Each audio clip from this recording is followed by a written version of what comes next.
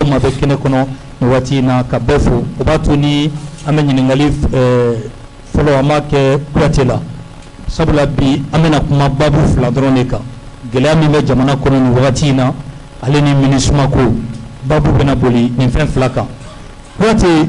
mun de kɛlen don ka fɛnw sɔngɔ ka a gɛlɛya nin waati in na kosɛbɛ ɲɛfɔli jumɛn bɛ se ka kɛ ni maliyɛnw bɛ se k'a faamu mun de bɛ ka sukaro essence ani fɛn o fɛn bɛ n'o ye mɔgɔw mago ɲamina ye a bɛɛ da ka gɛlɛn sisan mun de bɛ ka kɛ Kuyatɛ Mas i b'a ye diɲɛ nangarabaw ye a fɔ anw ye don tɛmɛnenw na ko n'i ye Irisi jamana ta ko Irisi jamana ye fantan jamana de ye ko fɛn t'u bolo an dun ka sɛgɛsɛgɛli la an y'a sɔrɔ k'a fɔ farafinna jamana caman walima i bɛ se ka fɔ farafinna jamana bɛɛ olu ka taji o bɛ bɔ Irisi la i b'a ye k'a fɔ Europe jamana fɛnɛ o fanba bɛɛ ka taji o bɛ bɔ Irisi la o nɔ kan bi i b'a ye ko kɛlɛ donnen don Irisi la ani Ukraine comme bɛɛ b'a dɔn cogo min na o kɛlɛ o fana kɛra sababu ye ko ka Ukraine nɔgɔ min bɛ bɔ yen ko k'o nɔgɔ ko gɛlɛya sisan an bɛ mun kɔnɔ o ye o gɛlɛya bɛ sen na o nana fara fɛn damadɔ kan an ka jamana kɔnɔ o bɛ tali kɛ kɛlɛ la o kɛlɛ o kɛra sababu ye ka embargo bila an ka jamana sigidugu caman kan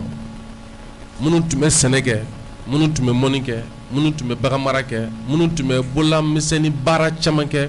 yaasa jamana ka hinɛ ka jigin jamana dugukolo ni jamana yɔrɔ bɛɛ lajɛlen na ka an to o kɔnɔ jamana ye wulikajɔw kɛ nin wagati labanw na yaasa an bɛ se ka kɛlɛminɛnw sɔrɔ yaasa an bɛ se ka na ni lakana ye yaasa an bɛ se cogo min na jamana kɔnɔna na ka jamana kɛlɛcɛw bila u ka se k'u ka baara ka ɲɛ 40 ma k'an to baara kɔnɔ u nana janfa don an ma k'an bila embargo kɔnɔna na embargo kɔnɔ a yira k'a fɔ anw y'a kun ni mun ye ni bolodiɲɔgɔnma k'a kun ni danaya ye k'a kun ni cɛya ye sisan an bɛ ka mun ye an bɛ ka ye k'a fɔ gɛlɛya min n'an b'o sɔrɔ ka an to nin bɛɛ kɔnɔ embargo wulilen an y'o gɛlɛya sɔrɔ mais ka kɔni an y'a fɔ mɔgɔw ɲɛna ko embargo wulilen o tɛ ko bannen ye parce que ani mɔgɔ minnu bɛ ɲɔgɔn na n'u ma sila sira dɔ fɛ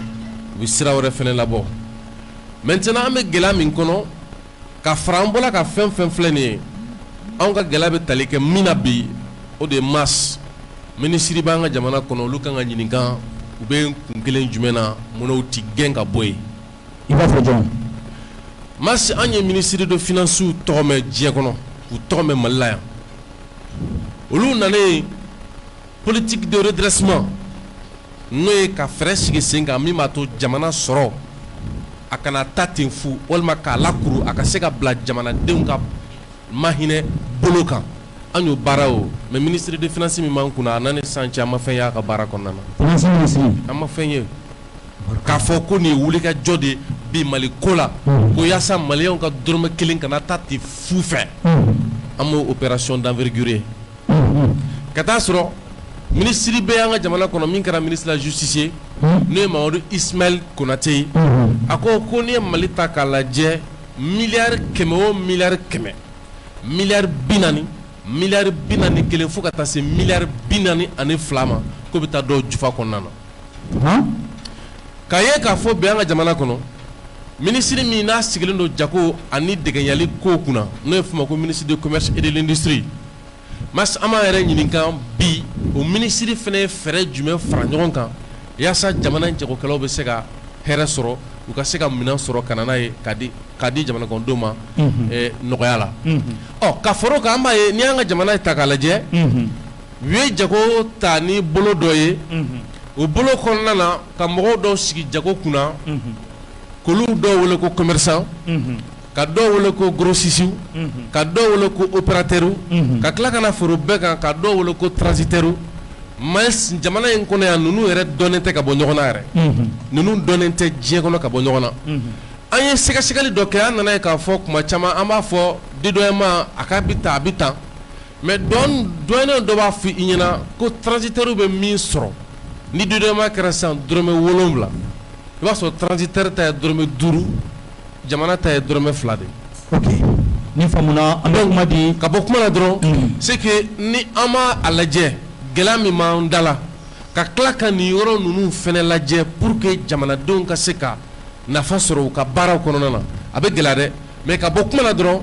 fɛn caman gɛlɛyalen don a bɛ mɔgɔw bolo so kɔnɔ dɛ a b'u bolo yen sukaro bɛ yen angɛrɛ bɛ yen pétrole bɛ yen a bɛɛ bɛ yen a manqué tɛ dɛ a bɛ yen. tabarikala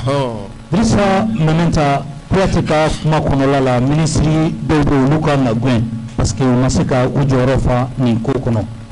embargo wulila maa caman kɔn hakili la k'a fɔ ni embargo de kɛlen don ka na ni gɛlɛya ye bi bi in na embargo tɛ yen e yɛrɛ fɛ mun de bɛ ka gɛlɛya kɛ. Masa an b'i fo kosɛbɛ tabarikala an hakili la Kuyate kun commencera ka historique di gɛlɛya in nana cogo min na n bɛna dɔ fara kan ka segin kɔfɛ dɔɔni fɛn damadɔni bɛ yen nɔ a ye ɲɔgɔn sɔrɔ Mali la a ka dɔgɔ i k'a ye ko a bɛɛ bɛ ɲɔgɔn sɔrɔ jamana kelen na waati kelen kɔnɔna la Masa an bɛ kɛlɛ la depuis 2012-2013 Mali bɛ guerre la o kɛra sababu ye forow jenina n'i ko ko balo cikɛlaw jɔyɔrɔba b'a la donc foro caman jenina donc o kɔrɔ ko dɔ bɔra jamana yɛrɛ bɛ production min kɛ caman bɔra o la filanan ye jumɛn ye minnu yɛrɛ bɛ yen ni olu kan ka ci kɛ n'o ye sɛnɛkɛlaw yɛrɛ a caman bɔra a sigiyɔrɔ la ka na ka yɛlɛma ka kɛ réfugié donc non seulement fɔlɔ u tun bɛ rendement min kɛ n'o ye production ye ka sɛnɛ kɛ ni a sɛnɛ n'a bɛ kɛ sababu ye ka jamana balo nɔgɔya u tɛ sɛnɛ kɛ tuguni filanan jamana fana obligé len don ka tila ka balo ɲini ka di olu fana ma tuguni o réfugié fana ma tuguni donc o gɛlɛya fɔlɔ o bɛ yen o gɛlɛya filanan na Covid nana fara o kan n'o Covid-19 ye o kɛra sababu ye ka diɲɛ datugu mɔgɔ tɛ bɔ mɔgɔ tɛ don hali jamanaba minnu bɛ yen ni mɔgɔ bɛ taga fɛn ta o kan i y'a ye k'a fɔ ko caman taara baarakɛla caman taara chômage technique la dɔw taara chômage partiel la donc kɔrɔ ni mɔgɔ min ka baarakɛyɔrɔ la ni 50 tun bɛ baara kɛ ye i b'a sɔrɔ 25 bɛ to so donc o 25 fana kan ka production min kɛ o production fana bɛ jɔ donc diɲɛ yɛrɛ kɔnɔna na production min tun bɛ kɛ pour que ka diɲɛ labɔ o production n'a bɛ 100 la a jiginna ka na 50 la donc Covid banna il va falloir du temps également pour que production fana ka se ka yɛlɛ ka niveau dɔ sɔrɔ an b'o fana kɔnɔna la Mali fana kɔnɔna la fɛn min crise politique o fana nana don kɛlɛ kɔnɔna la n'i ko ko crise politique i b'a dɔn k'a fɔ a kɔnɔna ka dun kosɛbɛ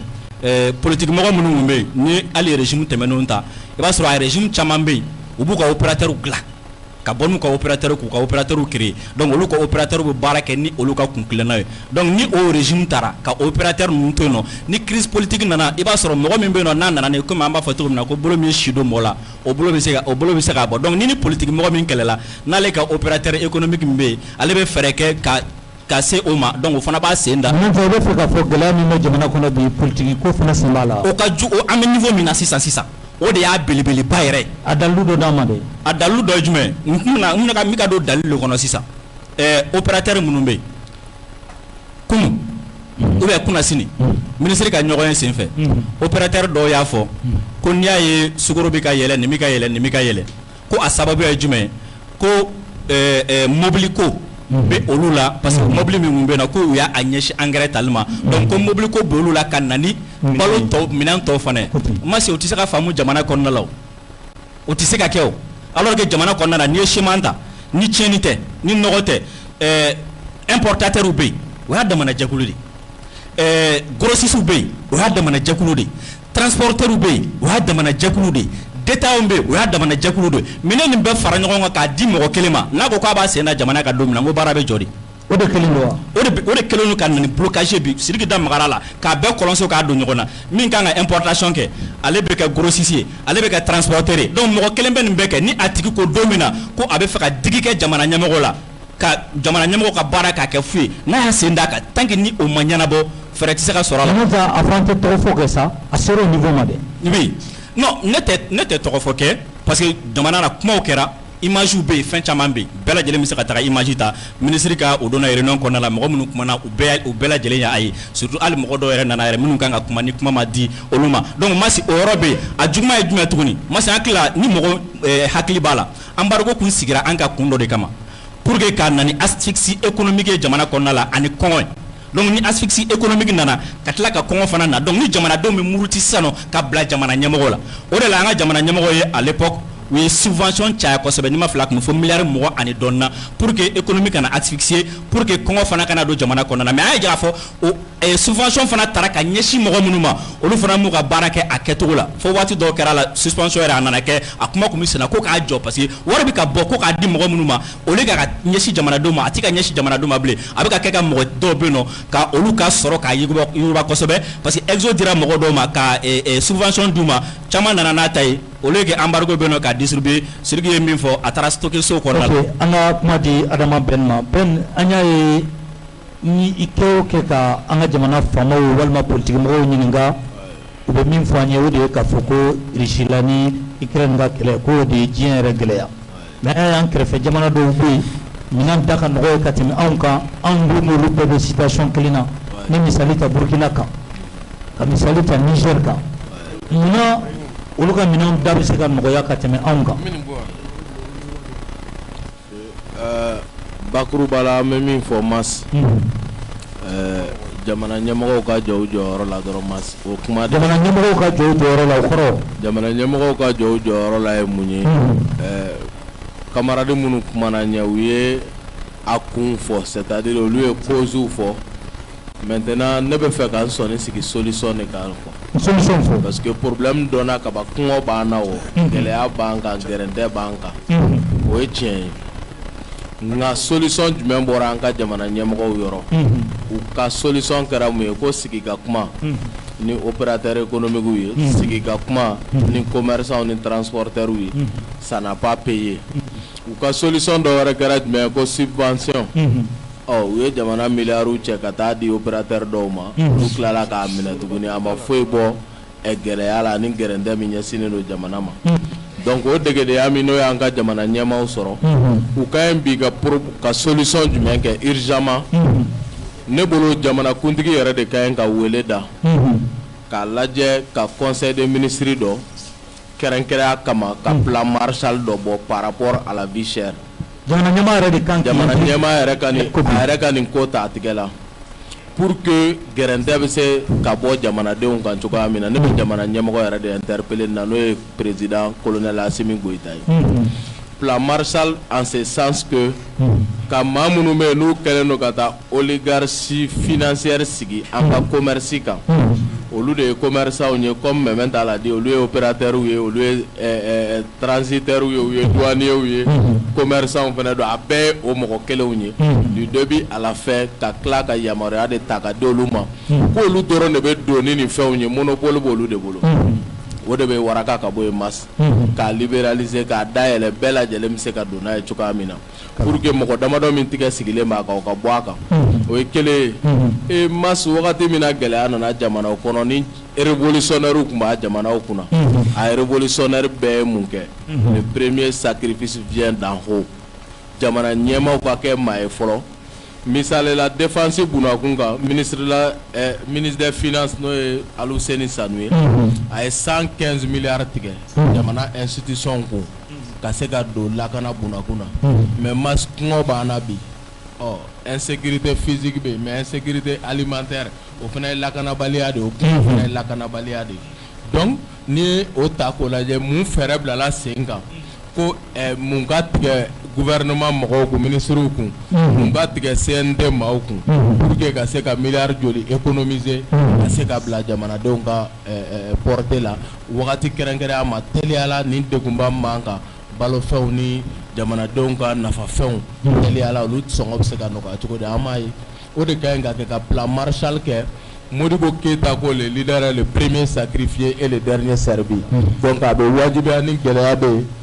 Assimi Goïta ye min kɛ 2/3 min bɔ a ka salaire la o bɛ dɔ bɔ présidence yɛrɛ budget bi maga ka ɲi ka k'a la plan Marshall kɔnɔ ka maga kɛ gouvernement ka budget la ka maga kɛ CNT ka budget la tabarikala pour que ka se ka nɔgɔya bila jamanadenw kan n'an ye ɲɛmɔgɔ ye ni tɔɔrɔ nana an de fɔlɔ ka ɲi ka jɔ a kɔrɔ o tɛmɛnen kɔ ka fɛɛrɛ bila sen kan min bɛ se ka acteurs concernés k'u kumaɲɔgɔnya bonya ni karama kɔnɔ ministre du commerce a ka maaw wele a k'a lajɛ minnu b'a domaine kɔnɔ n'o ye commerçants ni opérateurs économiques ye k'u ɲininka mun ye fɛɛrɛ ye aw yɛrɛ bolo u bɛ siran hakili jagabɔ la jaabi bɛ bɔ o kɔnɔ minnu fana bɛ se k'u bilasira o bɛ se k'u ka politiki tɔw nafa sinon min ye k'a fɔ ko bolow t'a kɔfɛ bolow fana b'a kɔfɛ dɛ. bolo b'a kɔfɛ politiki kasa b'a kɔfɛ kosɛbɛ. kasaw la e tɛ se ka mandat da mɔgɔw kan mɔgɔ minnu tun ye jamana économie minɛ a gɔnɔ des années durant olu de ye opérateur économique sigi olu de ye exonération di olu de tun bɛ jamana musaka ko kunna olu de tigɛ sera jamana foroba nafolow ma e tɛ se ka mandat sigi olu kan o nɔgɔnni na k'i bɛ sigi ten k'a fɔ ko kɔlɔlɔ tɛ k'a la dɛ maso o tɛ tiɲɛ ye. i ko i b'u ɲangi sariya bunna kun kan o fana b'u baga laban sɛri. o de bɛ senna bi. ok an bɛ foli k'a di bɛɛ ma k'a kɛ to ɲini mɔgɔw fɛ kumaw ka nɔgɔya dɔɔni dɔɔni pour que min bɛ ka fɔ a bɛ faamu an bɛ tila ka nin gɛlɛya ko kan an garisɛgɛ ka di bi kosɛbɛ sabula commerçants yɛrɛ bɛ an bolo kɛnɛ kɔnɔ commerçants ka ɲɛmaaw an na kuma don o fana ma ni baabu sera wagati dɔ la Jamina an bɛ taa ni kuma ye. Vraiment n'an taara ni ɲininkali n bɛ ɲininkali min ɲɛsin Kuyate ma. Kuyate i b'a ye k'a fɔ fanga in ka belebele dɔ ye mun ye bi o de y'a ye danaya bɛ ani jamanadenw ni ɲɔgɔn cɛ. Mais ka tila ka na ye ko fanga yɛrɛ b'a fɔ bi bi in na ko jamana talen don maa dɔw fɛ jago ta sira fɛ k'a don otage la jamana tɛ ka se ka foyi b'o la yala est-ce que fanga yɛrɛ mɔgɔ bɛ se k'a fɔ ni commerçant ninnu na wa. Janginɛ Mali fanga a jɔlen do bi c'est parce que jamanadenw de jɔlen do. Yɔrɔ dɛ. Fanga jɔlen do parce que jamanakɔnɔdenw de jɔlen do. O don de fɔra Sékou Touré fɛ. Sékou Touré ko que le peuple est le référendaire suprême, le dépositaire de la légalité et de la légitimité. Ni jamana bina ka taa se nin degré la jamana kɔnɔdenw de kan k'u jɔ ji sanfɛ ka se ka ko jalatigɛ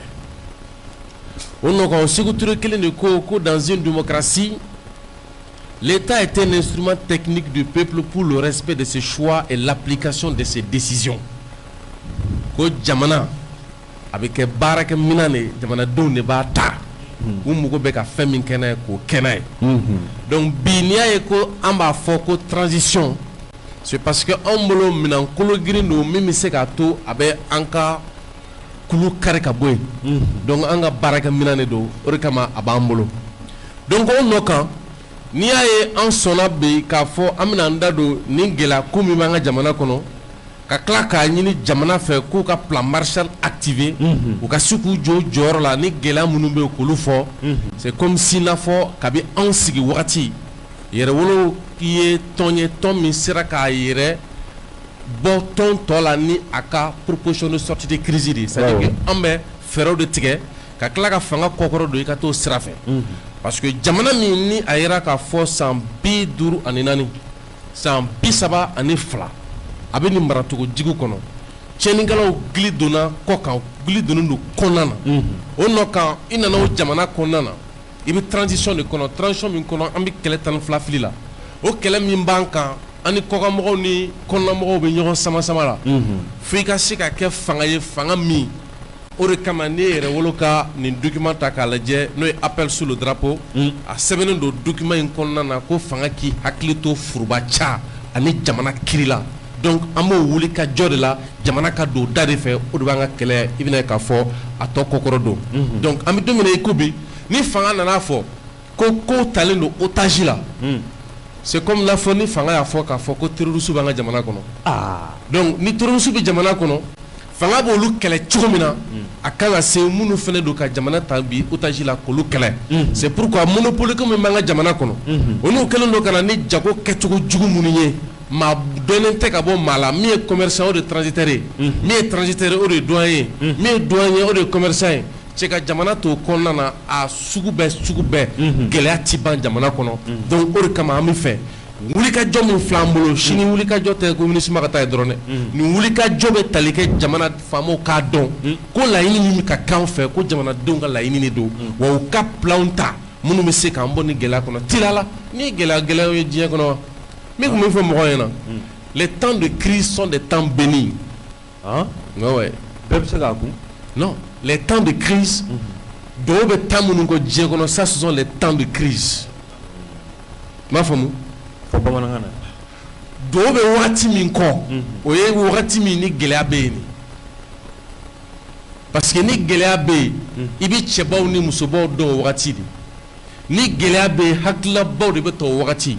diɲɛ yɛlɛma o yɛlɛma kɛra jamana o jamana kɔnɔ k'a fɔ k'u sera k'u yɛrɛ sɔrɔ a bɛɛ kɛra wagati kɔnɔ wagati minnu ni gɛlɛyaw nana wa hali duwawu min n'i b'i sigi k'a kɛ i ka seligolo kan tuma min na ni tout va bien a dɔ b'i échappé mais kuma nana si ça va pas i bɛ duwawu minnu k'olu wagati i yɛrɛ b'a dɔn k'a fɔ a sera a seyɔrɔ la donc pratiquement an filɛ wagati min na ko bi gouvernement kan ka se k'i jɔ o golo de kan ka se k'o baara de kɛ mais an ɲɛ b'a la k'a fɔ baara de tɛ ka kɛ gouvernement fɛ o de yɛrɛ fana ka wulikajɔ kun ye voilà Adama Pɛn Jara min e fan fɛ i b'a ye k'a fɔ Sidiki da sera a ma ka kuma ta ko fɔlɔ la k'a fɔ ko ministre dɔw bɛ bi k'olu dɛsɛra kɛrɛnkɛrɛnnen na jago ministre de l'économie et du commerce e dun ye CNT maa ye munna aw ma ninnu wele CNT yɛrɛ kɔnɔna la ka se k'u ɲininka u dalakan na mun de kɛlen don k'u dɛsɛ jɔ munna aw m'o baara kɛ. Voilà, au fait, CNT baara bɛ tali kɛ wagati de kɔnɔna na CNT bɛ conseil la an bɛ don min na comme bi a bɛ wagati la an bɛ sɛgɛnnafiɲɛbɔ la fɔ octobre kalo premier lundi an bɛ baara daminɛ. mais ni gɛlɛya sugu min bɛ yen hakili la a bɛ se ka convocation bɛ se ka kɛ joona dɛ. voilà o bɛ prérogative wɛrɛw ye o bɛ mɔgɔ wɛrɛw ka sebaaya kɔnɔ minnu b'anw ta sanfɛ gouvernement b'o la CNT yɛrɛ ɲɛmaa b'o la donc ka kɛnɛ ni o bɛɛ ye je pense aussi que commission finance mɔgɔw olu taara séance d'écoute dɔw kɛ mais minnu tɛ télé la kow ye u ye séance d'écoute kɛ k'a lajɛ gɛlɛya bɛ yɔrɔ min na mais an ka sɔn kelen ma jamana gouvernement ma se ka solution proposer or ni gɛlɛya nana n'i ye jamana ɲɛmaa ye gouvernement ma se ka solution proposer non ma se ka solution proposer o solution tɛ o olu bɛ ɲɔgɔn ye ni kuma min na o ta même le kuma jugu yɛrɛ solution tɛ gouvernement bolo gɛlɛya la mais jumɛn proposer len don y a rien y a aucun plan donc a lajɛ kɛ kɛnɛkan ko tɛ wa mas ni plan bɛ yen o ko bila sen kan o ka bɔ kuma kɔnɔ ministre ye ɲɔgɔn ye mun kɛ ɲɔgɔn kan k'a fɔ k'u bɛ taa ka na don n'a nataw la ko ɲɛ bɛna sɔrɔ sɔngɔko la voilà o de bɛ yen o layidu de bɛ yen plan tɛ yen n bɛ k'o de fɔ an bɛ yɔrɔ min na sisan ni plan bɔra an b'o kɔngɔ bɛ mɔgɔ min na o mago tɛ kumakan duman na dɛ donc an bɛ min kɔnɔ bi un gouvernement n'a pas droit à des excuses il trouve des solutions ou il s'en va o de ye tiɲɛ gouvernement gɛlɛya bɛ jamanadenw kan fɛɛrɛ yira an na n'i tɛ se kɛnɛ bila min bɛ se o ka baara kɛ o de ye tiɲɛ bɛɛ nin kuma in ka girin dɛ mais o de ye tiɲɛ kuma girinya tɛ o jamanadenw ka laɲini de don o bɛ labila sen kan de an kana ɲɔgɔn nɛgɛ kuma min b'an kan o de ka girin ni kuma fɔli ye quoi solution yɛrɛ de tɛ yen an b'o de ye o ma su k'a yira an na kɛ an bɛɛ ma conseil des ministres communiqué kalan kunna an ye mun y'a kɔnɔ gɛrɛndɛba min b'an kan k'o bɛ ka tali kɛ ka ɲɛsin o kan o tɛ tiɲɛ ye an ma fɛn ye sema ministre de ministre du commerce an bɛ don min na komi bi u ka ɲɛfɔli k'an ye an tɛ ka foyi faamuya en toute sincérité ni gɛlɛya min filɛ nin ye Sidiki da sera a ma cogoya min na walayi les grandes crises révèlent les grandes intelligences wagati min na gɛrɛndɛ bɛ yen jamanaw bɛ wuli ka jɔ o de kɔnɔna na au même moment nin tɛ ko ye ne kɔni ka faamu na min bɛ taa ka jamana bolo dan quoi ni ko min ka bon jamana bolo i bɛ bɔ k'o jɔ n ko Ala fɔ mais d'abord ko fɔlɔ ye min ye ka bɔ ka jamanadenw bonya o ye ka bɔ ka kuma jamanadenw fɛ o kɛra o don de o kunna sini wa don jumɛn an y'u ye voilà kunna sini de o kumana mais ni gɛrɛntɛ bɛ yen k'ale bɔ ka information di pour faire couper court à toute tentative de manipulation et de calomnie ka nkalon ni ŋunuŋunu kuma bɛɛ jɔ ni jamanaden bonya bɛ jamana maraba yɔrɔ a bɛ kɔn ka bɔ de ni gɛrɛntɛ bɛ yen nin y'a kun ye nin y'a kun ye nin fɛɛrɛ ni dabali de b'an bolo an m'o ye o mas donc pour nous n'u kɔni bɔra ka kuma même si c'est un retard an b'o minɛ mais solution de ka ɲi ka sɔrɔ ministre ko k'a tɛ jɛn n'a ye dɔw ka jamana ta otage la o b'a yira k'a fɔ ko tiɲɛ yɛrɛ la jamana talen don otage la voilà o kuma ninnu de ye k'a fɔ comme si bi nin jɔ lamɛn k'o fɔ jɔnwala jɔnwala kuma tɛ dɛsɛ kuma an ma sɔn y'o nin ye ko fitinin de ye jamana ko la walayi e nana sɔrɔ ministre des finances ni ministre du commerce dɔ de ye gɛrɛntɛ siri k'a di kari ni kari ma a ye dayɛlɛli kɛ sariyaw de bɛ nin bɛɛ jalalatigɛ a ye dayɛlɛli kɛ cogo de a bɛ kɛ lafiya ye o maa minnu bɛ don n'o minɛnw ye an mago bɛ se minnu ma baloko la furako la a tɔgɔ carburant ko la les produits de première nécessité ni aw y'o monopole ta k'a di maa dɔw ma maa minnu y'o don olu ma san 3 san 4 san 5 n'u tun bɛ ministre des finances la ka jamana sɔrɔ gɔnɔ minɛ aw tilala ka mandat da o mɔgɔ 2 kɔ mas o retour mɔgɔ dɔw de ye dɔw kɛ milliardaire mɔgɔ ministre des finances minnu tun bɛ yen mas bɛɛ b'olu dɔn maintenant n'aw ye mandat da olu kɔ olu ye maa dɔw kɛ milliardaire ka sini ɲɛ sigi ka tila ka taa parti belebelebaw k'olu ɲɛmɔgɔyasow san k'u sigi partiw kunna a bɛ kɛ laɲini dɔ de kɔsɔn ko ayiwa labɛn bɛ nin parti ba in kɔnɔ pour que ka kɛ jamana cɛbɔ ye o bɛɛ tɛ kɛ fu planification de bɛ kɛ n'i bɛ fɛ ka kɛ jamana ɲɛmɔgɔ ye i b'a san 10 k'a baara la o y'a dɔgɔyalen donc o kɔnɔna na i b'i ka milliardaires créer système min bɛ wele de ko système oligarchique ka clan dɔ créer i kɛrɛfɛ aw maa damadɔni k'aw nama dilan jamanadenw ka tɔɔrɔ kan mais aw maa damadɔni bɛ kɛ milliardaire aw de bɛ sɔrɔ bosomagaw wo sɔrɔ yɛrɛ wo aw bɛɛ lajɛlen de b'o contrôler pour que c'est l'économie qui contrôle, c'est la politique qui dirige l'économie, c'est l'économie aussi qui dirige est-ce que transition est code ou la NAM? C'est pourquoi ne veut de faut transition avec à couler tout ni vous êtes venus pour trouver des solutions à des problèmes existants. Gɛlɛya bɛ yen aw nana de k'a kari ka bɔ yen. Ni o gɛlɛya kelen n'aw ko an tɛ jɛnɛ bɔ kuma kɔnɔ sa ne ni Masi bɛ se k'o fɔ PCFM kan yan. Tabarikala. Bigi ta i ka signature kɛ i k'a waraka jamanadenw bɛ lafiya cogo. Tabarikala. Tu dois trouver des solutions et non des excuses. Même ka kuma di Mɛmɛ ta ma yala sini bɔli la aw bɛ na ɲini gouvernement fɛ a ka ministre ninnu gɛn yan. Non an bɛna lettre yɛrɛ de sɛbɛn Masi sini ka taa lettre di Asimi Goyita ma an ka solution ye fɛn o fɛn k'a bɛɛ proposer. Ni maa damadɔ de ye jamana gɔnɔ minɛ o y'a kɛ nin cogoya de la a ye jamana gɔnɔ bila ni sariyaw ye k'a bɛɛ sɛbɛn ka taa di Asimi Goyita ma sini tabarikala o de y'an ka proposition ye. Moment ta i da sera i ka kuma la kuma dɔ ma ka taa exo ta fanfɛla hali n'a sɔrɔ commerçant dɔw bɛ n'olu bɛna k'u da don a la mais est-ce que tiɲɛ yɛrɛ la parce que n ye PCCC ɲɛmɔgɔ mankan mɛn télé la k'a fɔ ko jamana tun ye laɲini mun kɛ kalo 6 k'a bɛ ban juillet kalo tɛmɛlen tile 31 ni ma fili n'a ma ɲɛ k'o fana banna est-ce que jagokɛlaw ni subvention wɛrɛ ma kɛra walima ni exo wɛrɛ ma sɔrɔ u diyagoyalen tɛ ka dɔ fara sɔngɔ kan. Jaginɛ jagokɛlaw ka dɔ fara sɔngɔ kan o subvention ka kɛ o a bɛna fɛn dɔ minɛn jɛlen dɔ de sɔrɔ yen fɔlɔ. Jagokɛlaw falenna o comment dirais la subvention nana o n'i y'a bila minɛn nɔgɔlen kɔnɔ a bɛ résultat kolon de di o. N'i y'a ye bi bɛɛ lajɛlen bɛ tɛgɛrɛ fɔ armée kun a ma bɔ sanfɛ ka cun o minnu nana jamana kunna ni sɔrɔdasiw don u ye dɔw ye san 10 ni kɔw kɛ front kan u ye kɛlɛ in u y'a dɔnya kɛlɛ gɛlɛya minnu b'a kɔnɔ u y'a dɔnya minnu sen b'a tiɲɛni na u y'a dɔnya an bɛ don min na i n'a fɔ bi jateminɛ kɛ u nalen ni bi cɛ ministre de la défense falenna chef d'état-major falenna armée bolofara minnu bɛ yen nɔ chef d'état-major falenna kɛlɛkɛdagaw la o ɲɛmɔgɔw fana falenna ko o de bɛ ka résultat di gɛlɛya kɔnɔna la an bɛ ka kuma ministère dɔ de kan minnu ka baara ɲɛsinnen don walasa ka se ka da balo k'a dun k'a dilan k'a ɲɛ ministre kɔni falenna mais administration kɔnɔna la mun falenna. Falen de b'a to a bɛ ɲɛnabɔ. mais falen de bɛ kɛ o n'i nana mɔgɔ tiɲɛniw sɔrɔ olu bɛ bɔ yen nɔ ka falen mɔgɔ la mɔgɔ minnu tiɲɛnen don mɔgɔ minnu ka ɲi olu bɛ baara ta ka taga n'a ye ka taga se i seyɔrɔ la mais min y'a tiɲɛ kunun min y'a tiɲɛ kunun e y'o ɲɛmɔgɔ bɔ yen ani minnu y'a tiɲɛ ɲɔgɔn fɛ n'a bɛ taa kaso la ani minnu kan ka taga kaso la ɲɔgɔn fɛ ni e y'olu to yen olu ye tiɲɛni min kɛ bɔ bɛ k'o kalama cogo di o baara bɛ falen cogo di. mais ko subvention banna di. min nalen o de ye fɔlɔ ye fɔlɔ parce que subvention min tun bɛ di i b'o de taga yɔrɔ jateminɛ kɛ ko subvention tun bɛ di a tun tɛ di wa est ce que subvention bɛ di waati min na est ce que subvention kan ka don fɛn min na a donna ye wa n k'an ta mɔgɔw de la fɔlɔ i m'a faamu wa. État tɛ se ka comment dire État ma suivi kɛ mun n'a tɛ suivi kɛ parce que système kɔrɔ min tun bɛ o de don subvention bɛ ta ka taga di mɔgɔ dɔ ma a wari bɛ tila ka taga di mɔgɔ damadɔ ni ɲɔgɔn cɛ. Touadéra ko mɔgɔ bɛ bɔ yan fo Gao ka suivi kɛ a y'a fɔ télé la. mɔgɔ bɛ bɔ yan fo Gao ka suivi kɛ. a y'a fɔ. a suivi jaabi ye mun di n bɔra ka kuma ani n ye baara kɛ k'i b'o de baara de bɛ yira o kuma tɛ yira o baara de bɛ yira. I m'a faamu wa i bɔra ka suivi kɛ don min na poste na sisan a fɔra ko ka prix contrôler an m'u ye sugu kɔnɔ u ma ye u bɔra yan nɔ fo Gao ka taga Mopti ka taga fo yen fɛ fo bi jɔn y'a ye a ye résultat jumɛn di a tes résultats dit tant que ni tieni kɛra ka mɔgɔ minnu to n'u sen bɛ a la n'u sen b'a yuruguyurugu la n'a b'olu bolo ko o suivi kɛ o tuma n bɛ kɛ muru ka yɛrɛ kɔnɔ fara cogo di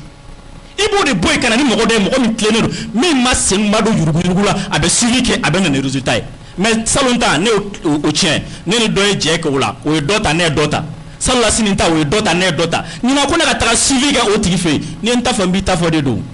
wala n bɛ taa papier fu de dilan ka n'a ye mais suivi tɛ min ye tiɲɛ jɛngɛnɛ ni mobili bɛ ka taga ni pinɛ sɔgɔra a bɛ kɔli de ou bien a bɛ fali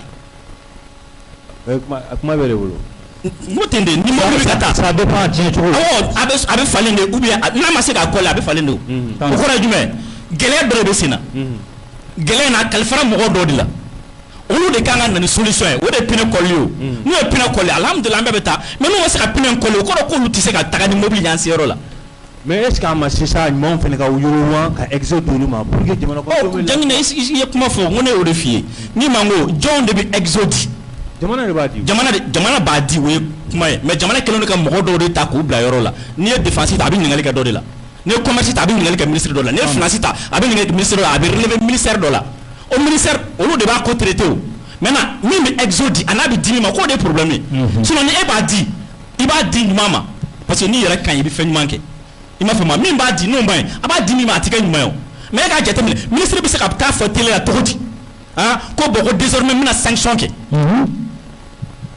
n bɛna sanction kɛ comment dire opérateur bɛ se ka t'u sigi ministre ɲɛkɔrɔ cogo di k'a f'i ye ko bon vraiment a ye min di anw ma k'an ka kɛ vraiment mobili ko de y'a to anw ma se ka na n'a ye n'i y'a ye ale y'a fɔ kɛnɛ de kan ko mobili ko de y'a to ale ma se ka na n'a ye ministre kɛlen k'a wele c'est que ministre ma suivi de kɛ o sinon ministre tun kan ka bɔ a kalama ko nin dɛsɛlen don ka mobili ta ka na ni minɛnw ye ministre tun kan k'o kɛ n'a ma se k'o kɛ o flash m'u ka baara de kɛ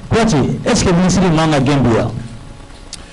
parce que je crois que n ye kuma daminɛ n'o de ye mais yanni n ka don kɔnɔ comment ce ministre est ce que nin bɛ se est ce que a bɛ baara in ɲɛ dɔn Masi n ye kuma n bɛna o c'est à dire que Mas i b'a dɔn n'i ye jateminɛ kɛ an bɛ ka suivi ko kuma min fɔ kabi embargo kɔnɔna na a prix ko la a yɛrɛ ko minnu bɛ bila ka taa baaraw kɛ u bɛ taa dɔw minɛ ni 1000 ni 250 ma u b'o bila o t'o ye sisan an bɛ ka mun ye fɛn minnu bɛ yen n'a fɔra ko ka gɛlɛ kɛrɛnkɛrɛnna sukaro n'i taara sukaro ta a tayɔrɔ la u tɛ reçu k'a la mais bitigitigi o bitigitigi minnu bɛ suivi kɛ olu bɛ taa bitigitigi de ta kɔlɔsi mais bitigitigi b'a ta yɔrɔ min na o tɛ reçu k'a la k'a di bitigitigi ma o tɛ papier foyi k'a la k'a di bitigitigi ma n'i bɛ suivi kɛ i bɛ suivi daminɛ yen o tigi ye jɔn ye pour que a ka kɛ mɔgɔ ye ko suru ka taa t'ale bolo o t'o ye yan Mas kɔsanni na an ye commerçant dɔ ka minɛn labɔ douane na minɛn ye san 2 de kɛ douane na minɛn bɛ san wagati min na o ni u nana ci fɔ an ɲɛna an ka wulikajɔ kɛ o y'a sɔrɔ minɛn sɔngɔ jiginna ni 1400 de o tila ka na minɛn pénalité o dédommagement o wari bɔ a la o bɛnna 18 millions ma k'u bɛ taa minɛn ta a fɔra ko minɛn ye kalo hakɛ min kɛ n'o ye kalo 24 ye u y'o fana wari sama ka bɔ a la o ma kɛ yan a fɔra ko minɛn ye hakɛ min ye a yɛrɛ ko minɛn dilen carton 500 ani carton 60 ani carton 9 o de ye minɛn jɛ n'i taara finance la i tɛ don yɔrɔ sɔrɔ a kuma la n'i taara commerce fɛ yen o b'i kanto ko commerçant ka douane ka ko o bɛ finance de ka bolo kan comme si n'a fɔ commerçant ka ko o t'ale ka ko ye donc n'i y'an ka jamana jateminɛ gɛlɛya bɛ kɛ mun de ministre 5 6 kan ka sɔrɔ fɛn min da fɛ i tɛ ministre 1 sɔrɔ min bɛ jɔ ye parce que bɛɛ ko k'ale ka baara tɛ ni commerçant ye problème sɔrɔ Mali kɔnɔ yan douane na n'i taara ministre fɛ yen o ma daminɛ bi dɛ n'i taara ministre ka commerçant fɛ a b'i kanto ko non ko douane t'ale ka compétence kɔnɔ comme si n'a fɔ commerce ministre b'o de fɔ Mali farama bɛ ten parce que a bɛ fɔ min ma ko la solidarité gouvernementale o tɛ yen a bɛ fɔ min ma ko l'interconnexion entre les ministres m'a fɔ ma o tɛ yen donc du coup ɲinɛ bɛ a ye k'a fɔ ɲinɛ seliba la seli saga min n'an y'u faga olu wolo kɛra an bolo ɲama ni bana sababu ni jamana sigidaw lakarili ka sababu kɛ ministre des finances m'a ye ko ale ka sɔrɔ dɔ tatɔ don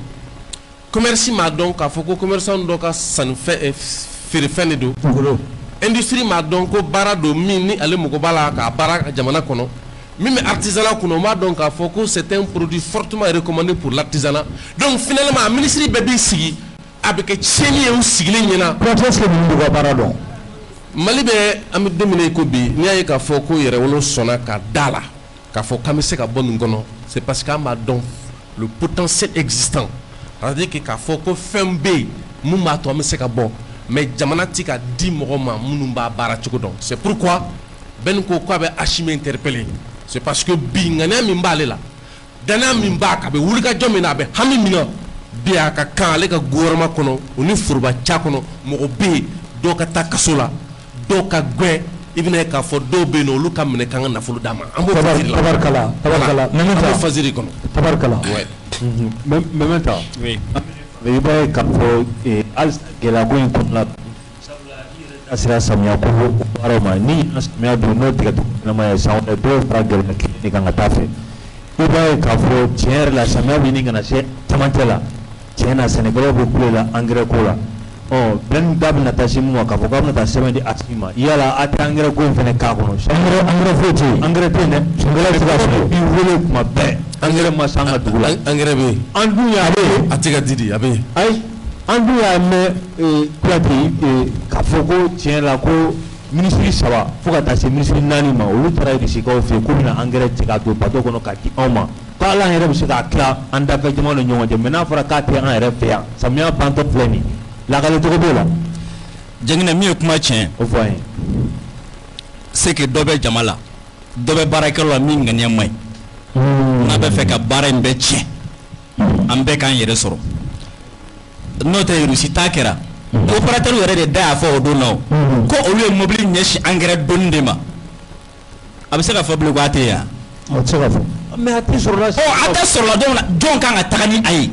o tigi yeli ka nɔgɔn jɔn kan ka taga se ni a ye commerçant ma ou bien sɛnɛkɛlaw ma o la ne ko n ko nettoyage de ye nin ko in fura ye jamana ɲɛmɔgɔ jɔ u jɔyɔrɔ la minnu bɛ an cɛ la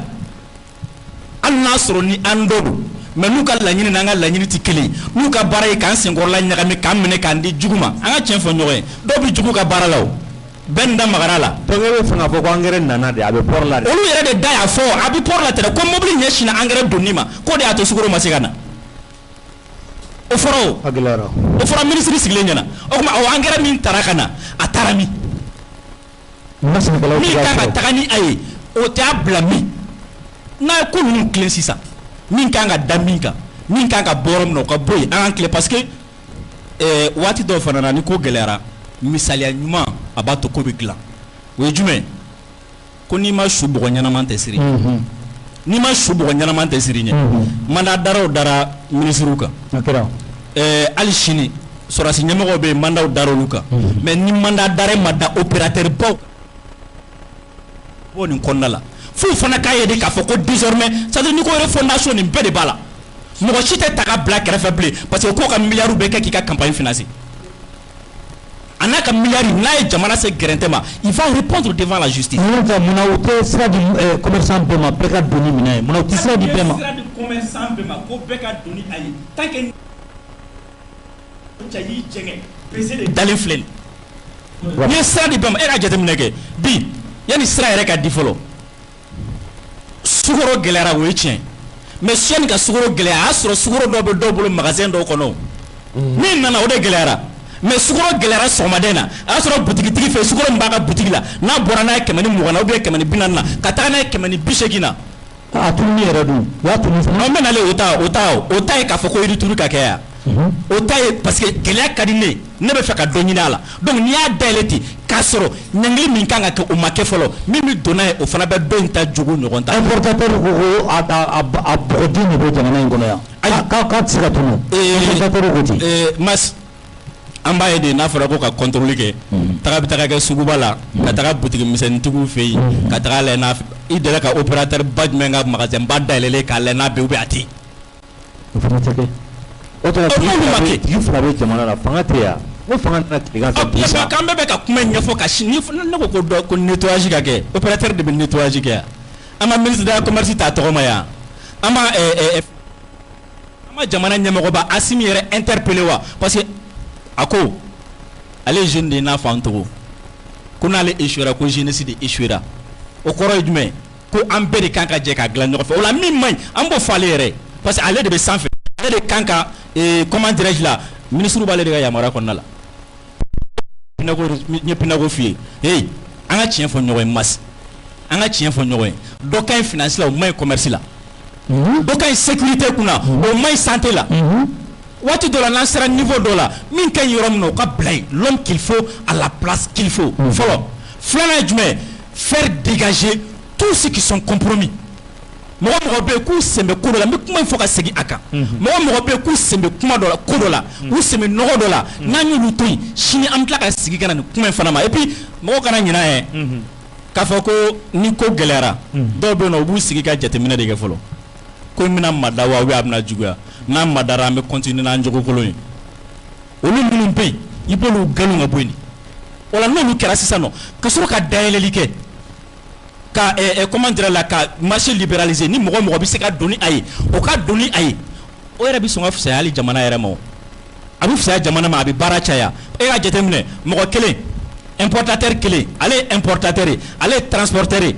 ale ye transitaire ye donc sɔrɔ bɛɛ bɛ don ale kelen fɛ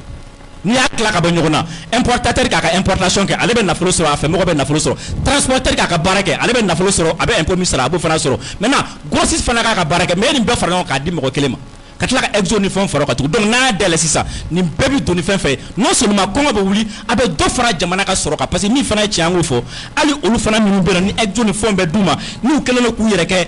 importateur ye ani ka tila k'u yɛrɛ kɛ comment dire transporteur ye olu fana ka impôt ni transporteur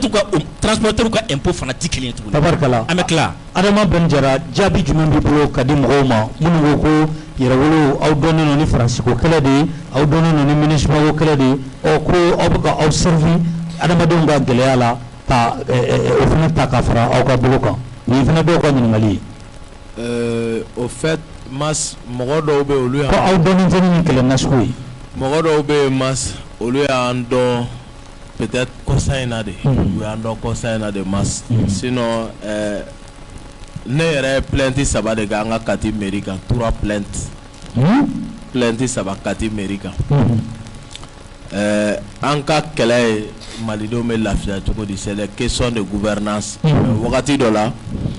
guerre mana bi i ka jamana kan jɔn ye guerre bi i ka jamana kan c'est la France o daminɛna 2012 ka se 2022 ma an ye 10 ans min kɛ o kɛlɛ la dɔw y'an dɔn o bilennen de kɔnɔ mais n ko lutte sociale bɛ anw ka mouvement kɔnɔ min ɲɛmɔgɔya bɛ Sidiki Kuyate bolo ko jamanadenw ka gɛlɛyaw fiɲɛ bɛ bɔ cogo di an bɛ wuli ka jɔ jumɛn k'a la mais diɲɛ fɛn bɛɛ priorité ko de b'a la n'i m'a dɔn k'e ka ɲi ka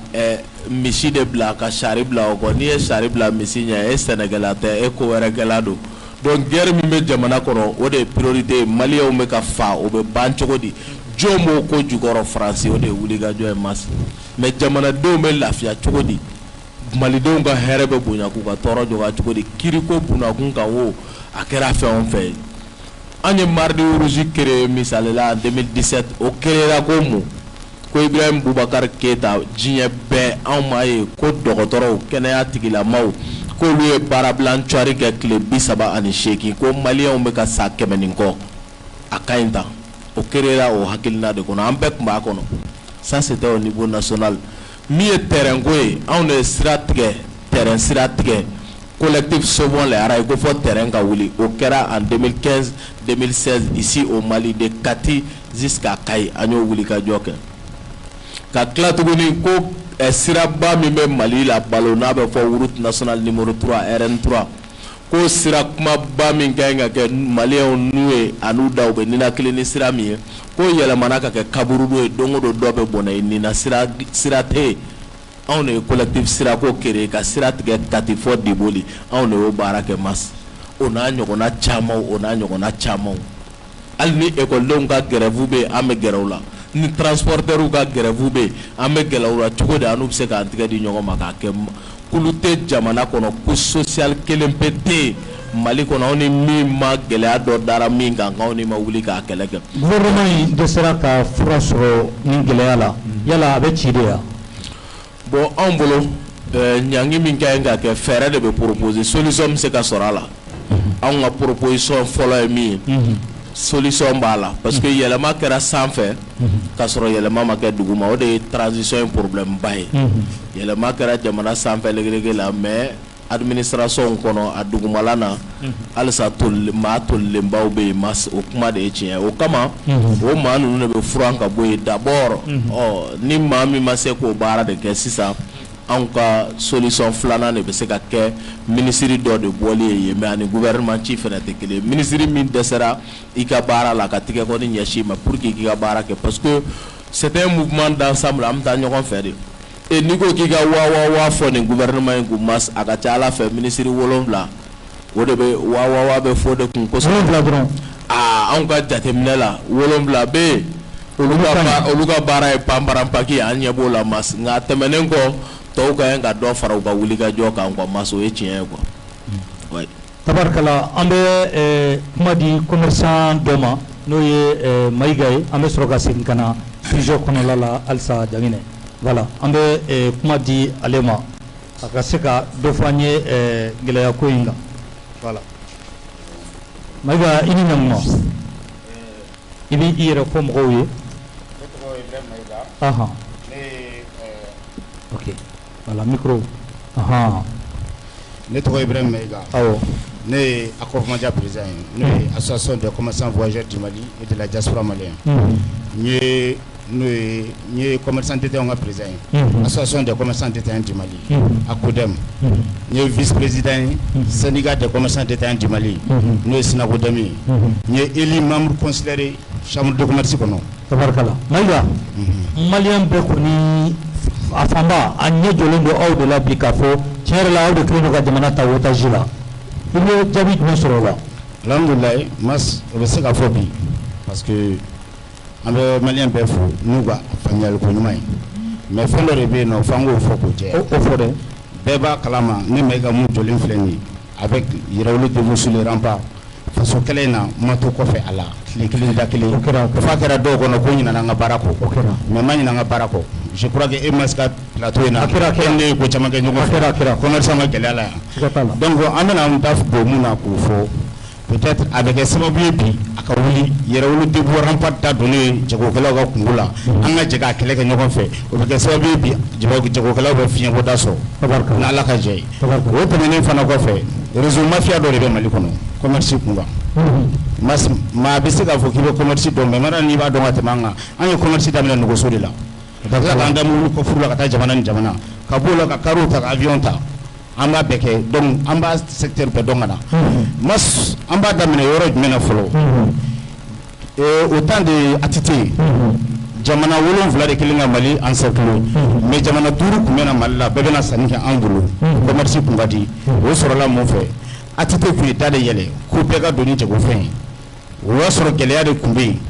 u kun kɛlen ka nin ɲɔgɔnna gɛrɛntɛn ta k'a sigi commerçant da la mɔgɔw ka don ni minɛn ye da bɛɛ fɛ bɛɛ bɛ se ka don ni minɛn min ye minnu turalen don n'a bɛ se ka feere Mali commerce ka yamaruya kɔnɔ an bɛɛ bɛ don n'a ye o kɛra sababu ye fɛn min ye Côte d'Ivoire o kun bɛna sanni kɛ yan Burkina kun bɛna sanni kɛ yan nɔ Niger kun bɛna sanni kɛ yan La Guinée kun bɛna sanni kɛ yan Sénégal kun bɛna sanni kɛ yan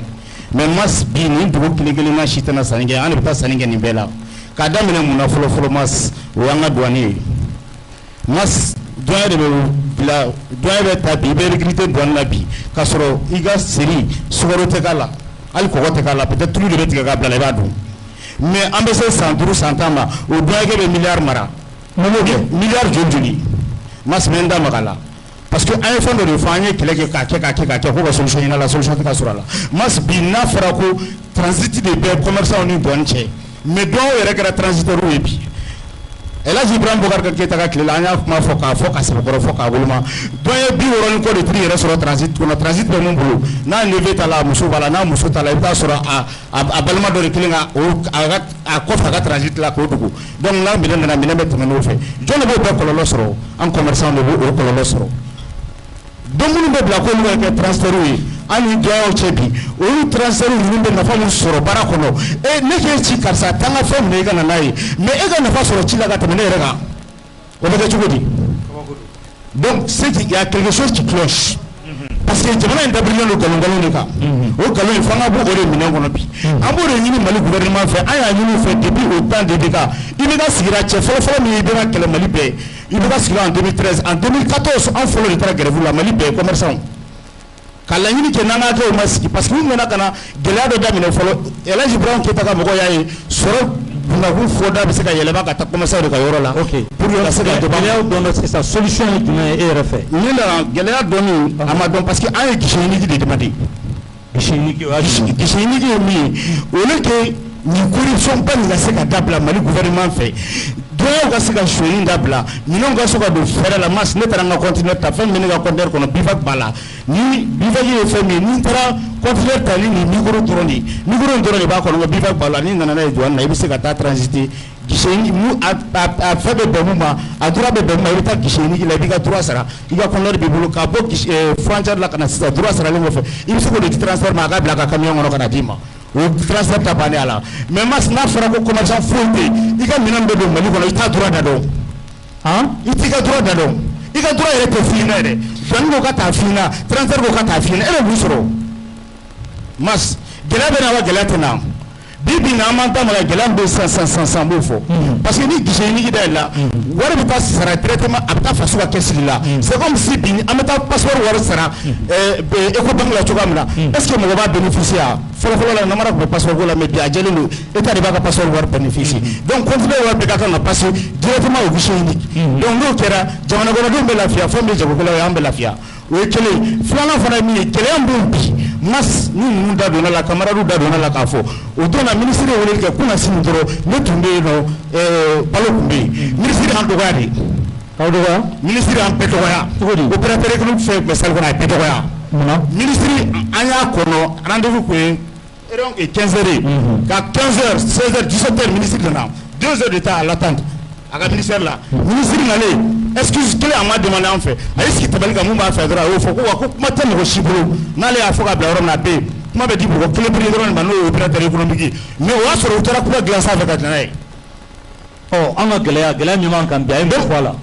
gelaya man bi anana mumba kuna abu mo fo ka fait déjà do ko le commerce ta otage là commerce gelaya mbala bi donc aba ni pefe no ga ka to no wa be ke chukuti bi gala ina sendale no bi gala ka masante sranga fo de no bi gala tigi ministre Biagalatigi. Aha, ministre Biagalatigi. Ministre importateur Moumbé Djela. C'est là-bas il y a un problème. Ils ont notre agenda caché contre cette transition. Donc au agenda caché nous décidons la transition clé. Sera faut donner économiquement.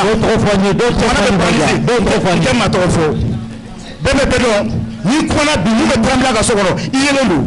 wa fu fana ka don ka fo gouvernement yebula.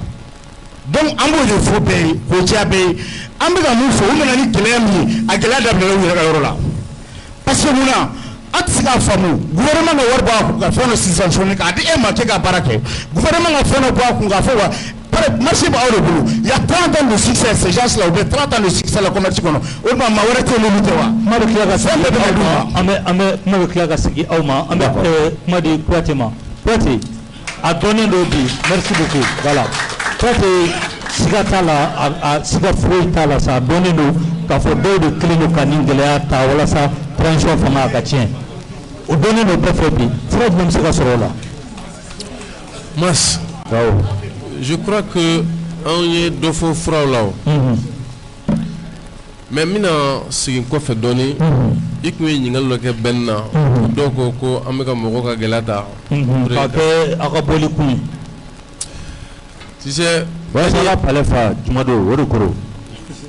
bon c'est dit que pardon bene kuma do fo ka bina fo ado ya ndo 600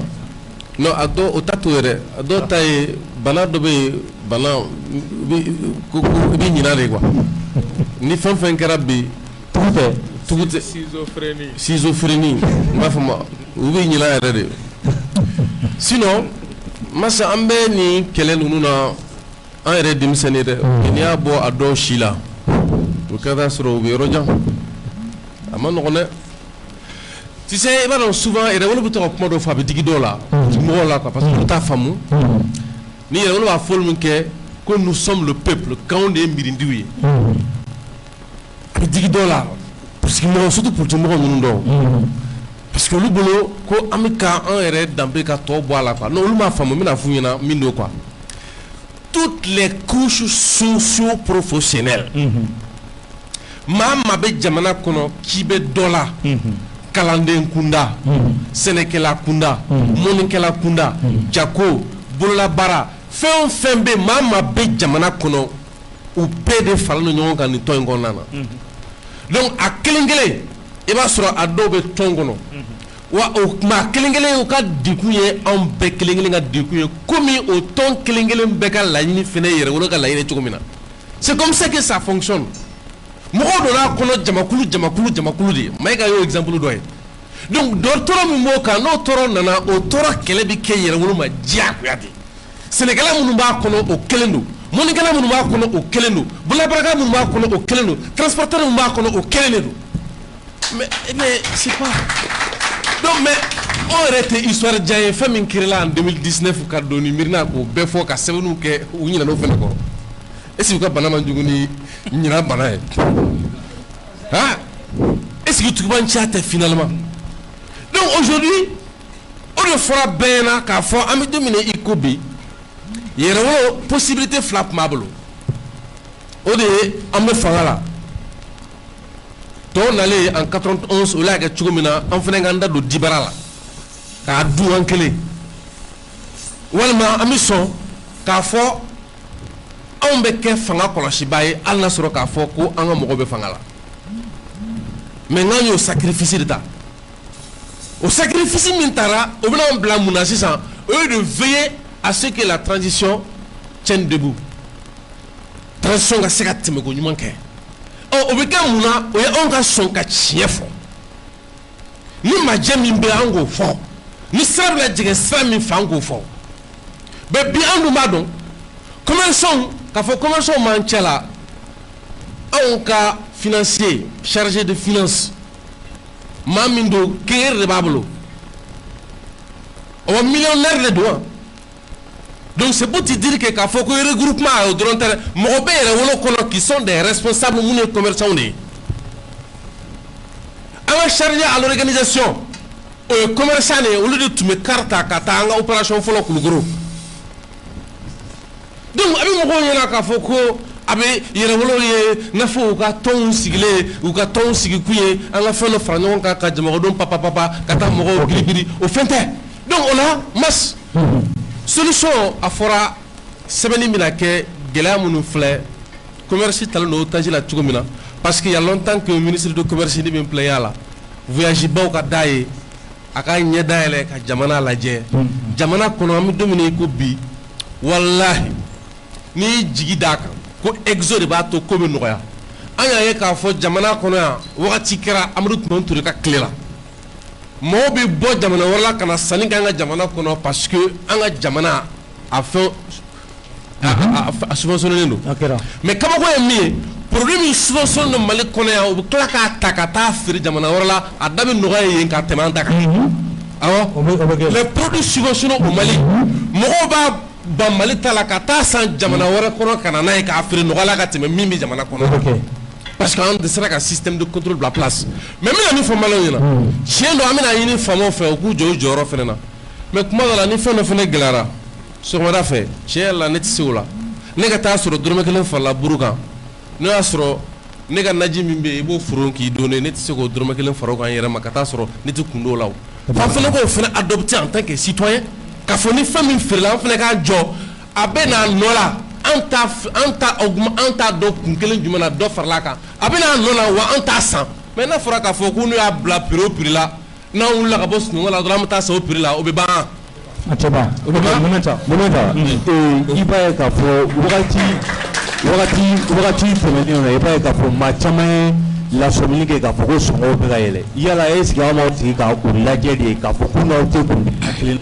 walima k'u tɛ transition fɛ o est ce que bibi in na tiɲɛ tɛ se k'o mɔgɔw ma sabula mɛnna k'a fɔ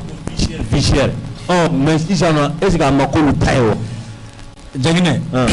dɔ b'a fɔ k'i ɲɛ nɔgɔlen don parce que ale bɛ fɛ k'a ci o tigiw bɛ yen an tila ni yɔrɔ in bɛɛ ni y'a fɔ Sidiki y'a fɔ dɔgɔkun 2 tɛmɛnen Yɛrɛwolo débouche la rempart kɔnɔna la hali ka kɔn o ɲɛ an y'a kɛ o ye jumɛn an bɛ tournée minnu na Mali kɔnɔna la a to n ka tila sa ni tilala i bɛna sɔrɔ sisan an bɛ tournée minnu na Mali kɔnɔna la n'an taara dugu o dugu la u b'u ka gɛlɛya de fɔ an ye jiko b'a la baloko b'a la kɛnɛya b'a la yelenko b'a la sirako b'a la o gɛlɛya fɛn o fɛn bɛ yen an nana i b'a dɔn k'a daminɛ fɛn na an ye appel sur le drapeau kɛ ka na bi la kalo joli don dɔ kɛra an y'o bɛɛ fara ɲɔgɔn kan k'a kɛ document ye gɛlɛya kelen o kelen b'a kɔnɔna la a bɛ ministère fɛn fɛn concerné an ye dɔgɔkun 2 ta ka don a ministère bɛɛ kɔnɔ kelen kelen honorable Musa Jara ale tun y'a délégation ɲɛmɔgɔ ye ka taga don a ministre bɛɛ kan an bɔra nin dugu na nin gɛlɛya in bɛ yen a bɛ se ka dilan cogo di an ye dɔw dilan k'a sɔrɔ mɔgɔ si ma bɔ a kalama o caman donc mɔgɔ caman bɛ kule la u y'an sɔrɔ a la o c'est-à-dire olu mana sɔrɔ c'est-à-dire Yɛrɛwolo ka mais n'ale Yɛrɛwolo bɛ fonctionner cogo min na c'est-à-dire Yɛrɛwolo de b'a ka kɛlɛ décider Yɛrɛwolo de b'a ka ligne ta e tɛ se ka bɔ an ka ligne kan ka taa kɛ k'i ka politique kɛlɛ kɛ o 2018 maliyɛn caman ka ne dɔn yan a sɔrɔla min senfɛ musokɔrɔba de ka so cira Sabalibugu a tɔgɔ ye Fayinɛ Samake n wulila ka n jɔ ko o de kiiri kɛ ka musokɔrɔba ka so segin a ma o y'a sɔrɔ mɔgɔ caman bɛ kule la bɛ ko justice olu tun t'o la dɛ donc u nana sɔrɔ a la o 2018 fo bi an ma sigi a kɛlɛ bɛ sen na Sidiki filɛ nin ye semaine kɔnɔna la a bɛ mɔgɔ hakɛ min reçoit a Yɛrɛwolo QG kɔnɔna la minnu bɛna fɔ nin kɛra n na nin kɛra n na nin kɛra n na ni o bɛ wuli ka taa Sidiki filɛ nin ye Sidiki donnen don Mali tribunal kɔnɔ bi ka tɛmɛ radio tigiw yɛrɛ fɛ parce que tribunal tɛ yen Sidiki tɛ don min kɔnɔna la semaine kɔnɔna la a b'o kɛlɛ la e m'a faamu wa donc mɔgɔ caman bɛ ka na kuma caman fɔ n y'o de f'i ye n ko dɔ bɛ yen nɔ a bɛ fɛ i ɲɛ ka jɛ o b'a f'i ye k'a fɔ k'i ɲɛ nɔgɔlen don nka dɔ bɛ yen nɔ a bɛ fɛ i ɲɛ de ka ci ale ta fɔ kun de ye o ye o de la an n'olu ta fɔ cogo tɛ kelen ye a tɛ kɛ kelen ye wa a tɛna kɛ kelen parce que an ka laɲiniw tɛ kelen ye kɛlɛ bɛ ka continuer sen na bɛɛ nin m'a fɔ wa sirako fɔra mɔgɔ caman y'a ta ka tɛrɛnko kuma min fɔra yan mɔgɔ caman y'a ta k'a kɛ i n'a fɔ ni anw bɛ k'a kɛ an ka kɛlɛkɛminɛ i n'a fɔ i y'a fɔ cogo min na pour que ka se ka jama sɔrɔ ni ye o tigiw tɛ bɔ bu k'an fo sa u ka bɔ k'an fo sa terrain sɔrɔla depuis terrain nana fo bi bɛɛ ni sigilen filɛ a ɲininka n'a donna a kɔnɔ kɛ minnu bɛ k'a lagosili kɛ olu caman bɛ u donna a kɔnɔ donc an bɛ kɛlɛ kɛ kɛlɛ ye fɛɛrɛ de kɛlɛ dɔ bɛ yen nɔ i bɛ se k'o ɲɛnabɔ k'a sɔrɔ mɔgɔ si ma kuma mɛn o de ye yɛrɛdama ko ye o la an bɛ ten de transition bɛ ten de an ta de don min b'a kɔnɔna la n'o bɛ se ka dilan duguma an b'o dilan duguma min b'a kɔnɔna la n'o bɛ se ka dilan taa ni ka segin la an b'o dilan taa ni ka segin la min yɛrɛ b'a kɔnɔna la n'a kan ka dilan kɛnɛma an bɛ bɔ an b'o dilan kɛnɛma an yɛrɛ dama ni ɲɔgɔn cɛ an tɛ taa nka o la Yɛrɛwolo tɛ yan aw tulo t'a la k'a fɔ ko buru tɛ yen fɛ butigi na a ye t'o kɛlɛ kɛ n'an dan n'o ma an tɛ ɲɛ sɔrɔ kɛlɛ foyi la parce que il faut que kɛlɛ fana an ka nin faamu mɔgɔw ka nin faamu kɛlɛ ye priorité pour que k'i ka kuma dɔ bɛ yen nɔ k'a bɔ yen o ye k'a kɛ i n'a fɔ ni an bɛ vie chère ta ou bien an bɛ fɛn wɛrɛ ta pour que ka taga ni mɔgɔ ye palais la a kuma ka jugu kojugu jɛngɛnɛ mɔgɔw bɛ k'o de fɔ dɛ kan'a fɔ mɔgɔw kan'a fɔ i m'a mɛn o kɔrɔ de ye ko on ma un peuple un but une fois tiɲɛ tɛ yan un peuple un but une fois tiɲɛ tɛ yan o kɔrɔ ye jumɛn jama kelen kuntilenna kelen ŋaniya kelen o tuma degun min bɛ yen nɔ bi insécurité la o tuma n'a sɔrɔ ni mɔgɔ min ka problème ye buru dɔrɔn donc o kɔrɔ ko e kan k'i sen bɔ insécurité kɛlɛ la ok an bɛ taa o kɔrɔ ye jumɛn ye degun min bɛ yen an bɛɛ de b'a kɛlɛ f'an kana maliyɛnw tila ka bɔ ɲɔgɔn Kuyate ko in kana mɛmɛ ta tɔrɔ koyi a fɔra de ko boulevard fali ka gɛlɛn bi sabula ko kɔngɔ bɛ mɔgɔw la n'aw nana k'aw bɛ taa palais fa n'a ma vie chère boulevard fali min ɲɔgɔn ma deli ka kɛ n'a kɛra embargo de kɔnɔ o kɛra o y'a sɔrɔ Dirisa o y'a sɔrɔ sɔngɔ ma yɛlɛ n bɛna bɛn fɛn mas jagine sisan i b'a dɔn mɔgɔw bɛ kuma dɔ fɔ kumaw bɛ fɔ Mali kɔnɔ mɔgɔw b'a fɔ tɛ taa kɔrɔ dɔn quoi ko ban bɛ kasi ko min nɔgɔ t'o la quoi i m'a faamu dɔw b'a fɔ ko mɔgɔninfin kɔngɔtɔ ko i tɛ se ka kɛlɛ kɛ quoi ouais mais an ye kɛlɛ kɛ parce que ko kuma de banna o de ye hɔrɔnya ye la retenue en soi en tout lieu et en tout moment cɛ ko ni kuma min b'i ka hɔrɔnya ni kuma de b'i ka hɔrɔnya gosi ka b'i bolo ko mande a fɔ mandenkaw ye ko ne ko ni kuma min bɛ mɔgɔ min ka hɔrɔnya gosi k'a b'a bolo k'a ma kɛ hɔrɔnya tile kelen ni kuma de bɛ ka hɔrɔnya gosi la i ma kɛ hɔrɔn ye i m'a ɲɛɲini fɔlɔ i ma hɔrɔnya si dɔn fɔlɔ ni minɔgɔ de b'i ka hɔrɔnya b'i bolo i ma k'a ye ni hɔrɔn ye ko parce que k'i bɛ lafiya de kɔnɔ i bɛ kɛ hɔrɔn ye n'e donna tɔɔrɔ kɔnɔ i bɛ kɛ jɔn e ye jɔn de kuma y'o de o t'o ye an bɛ fɛn dɔ kɔnɔ mas jamana in kɔnɔ yan minnu ye vie chère fɔ a b'a dɔn an ye olu caman recadrer k'a fɔ vie chère produit dɔ bɛ yen a bɛ fɔ olu ma ko les produits saisonniers a tɛ fɔ olu la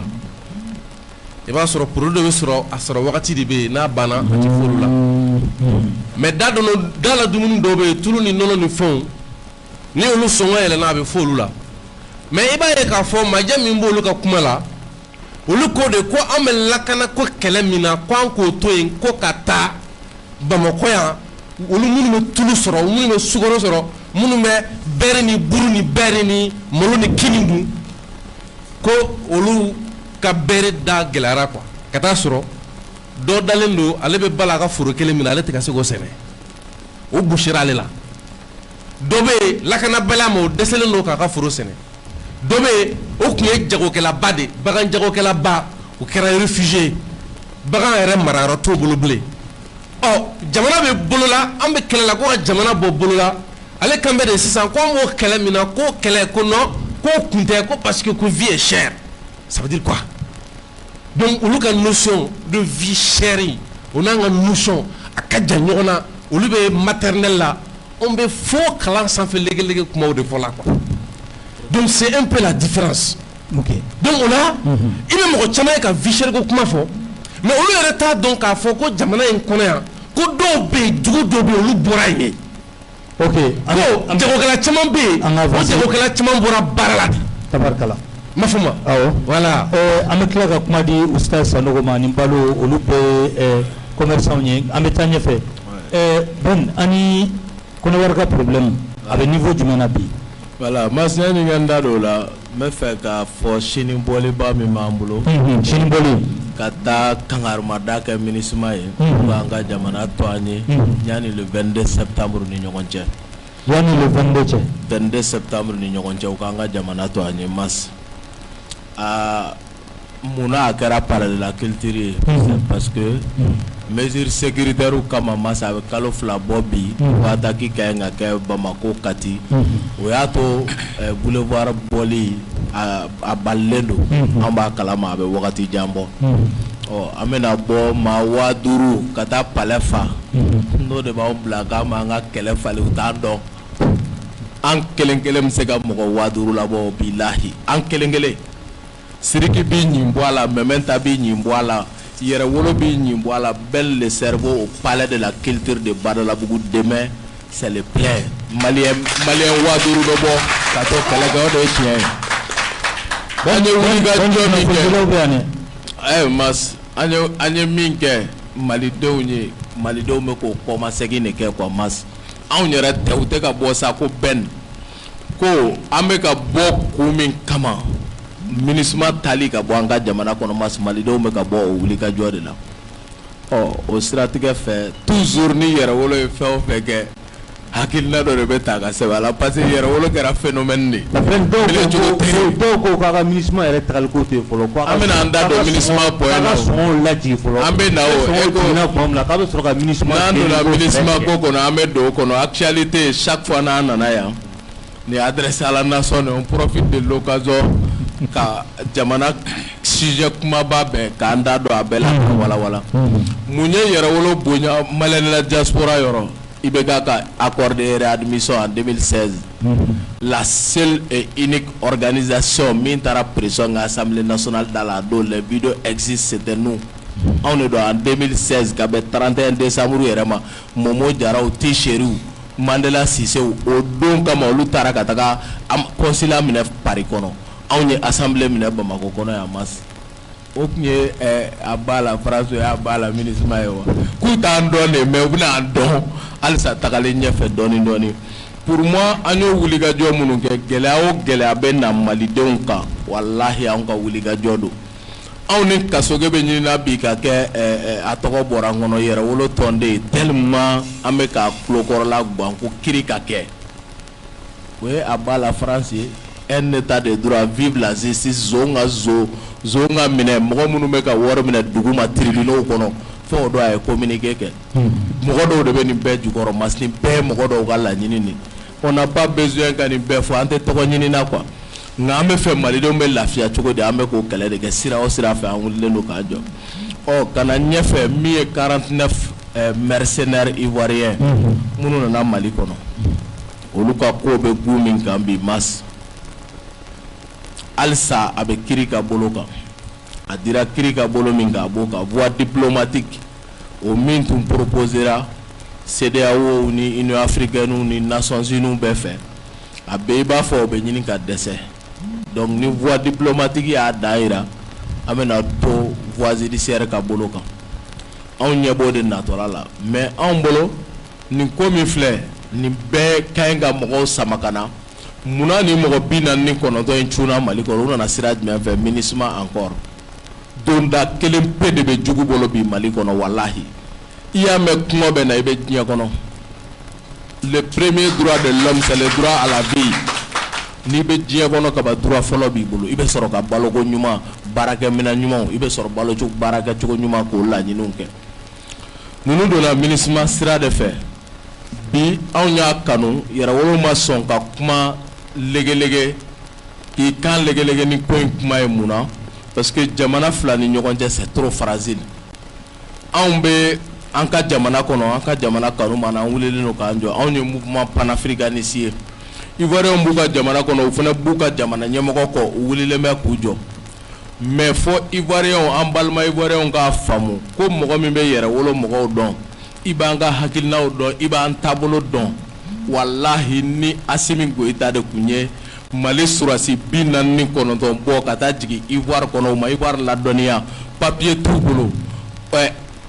carte d'identité min b'u bolo passeport ordinaire ye ka taga écoledenw cuisiniers baarakɛlaw surasiya foyi t'a kɔnɔ u nana mercenariat minɛn de kɔnɔ hali ni surasiw don mais u jiginna mercenariat minɛn kɔnɔ walayi bilayi talayi anw tun b'a fɔ Asimi Goïta i jo tɛ nin na Alassane Dramane Ouattara jo bɛ nin na Mali ma ɲi ka nin ta ka Ivoire sɛgɛrɛ on l'a dit Dieu faisant les choses Burkina tɔgɔ ka bɔ waati fɔli t'a la ka kɛ Burkina a kɛra bi de le 4 août 1983 cɛba in fɛ min tɔgɔ Thomas Sankara an b'a fɔ a n'a jɛɲɔgɔn sanumanw an ko Musa Traoré ma i jo t'a la Faransi y'i nɛgɛn k'i bila ka taa guerre kɛ contre Thomas Sankara parce que a don Asimi bɛ gun min kan bi Thomas Sankara de tun b'o gun kan Alassane Dramane Ouattara bɛ gun min kan Musa Traoré de tun b'o gun kan o don na farafinna kɔnɔ anw ye Mali jalaki ka Musa jalaki k'a wulila ka taa bin Thomas Sankara ka Burkina kan Faransi ka jɔnya baara kɔnɔ o kuma de ye tiɲɛ c'est pourquoi an bɛ segin Sékou Tounkara ma Sékou bɛ n kɔrɔkɛ fo Sékou Tounkara nka an bɛ segin Ahmed Sékou Touré ma a ko nous préférons la pauvreté dans la dignité à l'opulence dans l'esclavage an b'a kɔrɔ dɔn kungo k'an sɛgɛn mais an ka danbe kɔnɔ n'o ka fisa e ka jɔnya kɔnɔ an ka banaya bi an b'o gun de kan tout sacrifice toute libération a un prix et le prix ça s'appelle le sacrifice an b'o baara de kɔnɔ n'i ko i ka bɔ jɔnya kɔnɔ ka kan hɔrɔnya a tɛ taa gɛlɛyaw kɔ mas o kow bɛ sen na nka gɛlɛyaw kɔnɔ il faut être plus intelligent et gouverner c'est prévoir ka se ka dan dɔw sigi ka fɛɛrɛ dɔw dabali pour jan dɔw bɛ yen an ka panw kunna o ka fisa an kana bi olu kɔnɔ quoi. tabarikala Jawinɛ Kuyate. an bɛ Kuyate ɲininka i b'a ye k'a fɔ bi bi in na tiɲɛ yɛrɛ la Ivoiriens an bɛ se k'a fɔ n ko a kun fɔra ko sans délai bɔra a la k'a fɔ k'u b'a jigiya don n'a nataw la u ka finitigiw ka se k'u sɔrɔ hali n'a sɔrɔ a wagati bɛ jan i n'a fɔ bɛɛ ni da sira ma cogo min na n'a ma ye ko jamana filaw cɛ bɛ kan est-ce que sɔnnɔgɔya man kan ka kɛ ko in na sa walasa an bɛ bɛn ni basigi min na an ka kun na o ka se ka sɔrɔ. Sɔnnɔgɔya kɛra o je crois que Mali ye sɔnnɔgɔyaba de kɛ mais Alassane a bɛ fɔ tubabukan na mais maintenant ninnu b'a fɔ ten tubabukan na ko ce sont des marionnettes. C'est-à-dire que jadɔnnaw de don Alassane b'a fɔ wagati min na ko tile fila ou bien ko tile saba ale kun bolo ko minnu bɛna jɔ a kɔ kɔrɔ olu ma jɔ a kɔ kɔrɔ quoi donc a kɔ karilen a b'o musokɔrɔba ko tagama min na diyagoya a bɛ taa dɔɔni dɔɔni n y'a nɔgɔyalen de parce que Alassane ale kumbolo ni fora dɔrɔn peut-être oni bini jɔ a jɔyɔrɔ la parce que a y'o de fɔ Sud-Afrique k'a fɔ ko Nations Unies ka ko jalatigɛ Nations Unies ko i jo t'a la donc depuis yan nɔ ale jolo kari la ale tɛ se ka dɔwɛrɛ kɛ o. olu ko k'a jo t'a la. mais olu ye kuma min fɔ o b'a yira ko a ye nkalon tigɛ kiri la n'a fɔra k'i ye nkalon tigɛ o kɔrɔ k'i jo t'a la. parce que ah non n'i ye ko c'est comme n'a fɔ e m'o kibaruya sɔrɔ i bɛ ɲininkali de k'o la sa ko cogo jumɛn na. voilà a ɲɛfɔ an ye. parce que a yɛrɛ la k'a fɔ ale ko k'ale nana Nations Unies ka minɛn min kɔnɔ olu ko non k'i mana an ka minɛn kɔnɔ ni kɛlɛcɛw t'an ka kɛlɛcɛw ye minɛn mun b'u bolo t'an ka minɛn ye wa an kun sigilen tɛ ka mɔgɔ makɔnɔ yan dɔwɛrɛ fɔ anw tɛ. wa ye contrat min fɔ o contrat an m'a ye contrat min kun selen don ka bila Eurotamashamo ko kɔnɔna na donc ninnu ɲini na cogo fɔ kuma bɛ yen de donc ça veut dire que diplomatiquement Alassane il est à terre sisan a ko bɛ sariya ka bolo kan n'a bɛ sariya ka bolo kan ale bɛna mun de kɛ sisan les rapports entre les deux États aujourd'hui c'est pas comparable parce que min bɛ Alassane fɛ yen bi o ka jugu Mali ta ye dɛ c'est pour que an balimamuso dɔ bɛ yen an b'a fɔ a nana les 49 militaires ka situation bɛ cogo min na k'a ɲɛɲini a taara Alassane y'a minɛ k'a bila bɛɛ la n'o ye Pulsiri ye k'a fɔ ko a bɛ ka jɛɲɔgɔnya kɛ ni jugu ye sisan Alassane y'a bila an kunna k'a fɔ ko a nali min kɛ Mali kɔnɔ Mali ye jamana min bɛ k'ale juguya non kana fɔ ten kuma n'i ko ko i bɛ ɲininkali de kɛ sinon n'i ko ko o y'a kɛlen gɛrɛnna kuma ye maintenant gɛrɛnna kuma tɛ kuma fɔcogo la. ok d'accord maintenant an bɛ don min na i ko bi Alassane filɛ o gun min kan a ye kumaba dɔ fɔ ko ale bɛna courant tigɛ Mali la n ye maliyɛnw dɔ ye. a y'a fɔ de wa. bon a y'a fɔ parce que a kuma bɔra minnu. bɔra yɛrɛ da. oui a y'a fɔ o kuma fɔra parce que fɛn de y'a fɔ fɔlɔ Nicolas Norman de y'a kuma fɔ n'o ye faransi ka ambassadeur kɔrɔ ye maintenant u bɔlen. a sigilen bɛ Abidjan de yan. Benin bon a bɛ yala ye jamanaw ni ɲɔgɔn cɛ a bɛ Abidjan a bɛ Maroc a bɛ mais si farati bɛ kuma la k'a fɔ ko Alassane yɛrɛ y'a fɔ. non farasi foyi t'a la parce que minnu y'a fɔ ko Alassane y'a fɔ o fɔra sira minnu fɛ c'est des voies légales Alassane m'a démenti o m'a fɔ ma Alassane ma sɔli don a la o mais n bɛ fɛ ka précision di min ko la dɔrɔn o de ye o sira in tɛ Alassane ta ye parce que courant tɛ Côte d'Ivoire bolo courant bɛ Mali bolo bi alhamdulilah mais courant tɛ Côte d'Ivoire bolo. non courant tɛ Côte d'Ivoire bolo. courant tɛ Côte d'Ivoire bolo. non Côte d'Ivoire courant faransi de b'a fourni ma direct. a dun fɔra k'u ka juru bɛ anw na ko miliyari caman. faransi ka juru tɛ se ka k'anw na fo ka diɲɛ wuli faransi b'o ko ɲɛdɔn. a ye Côte d'Ivoire. mina ban o ma mɛn. Côte d'Ivoire. non courant tɛ Côte d'Ivoire bolo sa barrage de Boni de bɛ ni courant in fourni o barrage de Boni a contrat bɛ an ni faransi de ɲɔgɔn cɛ san o san anw bɛ 8 milliards de di faransi ma la sisan minisiri kura in y'i kanto k'a fɔ ko non ko compteur k'a jalatigɛ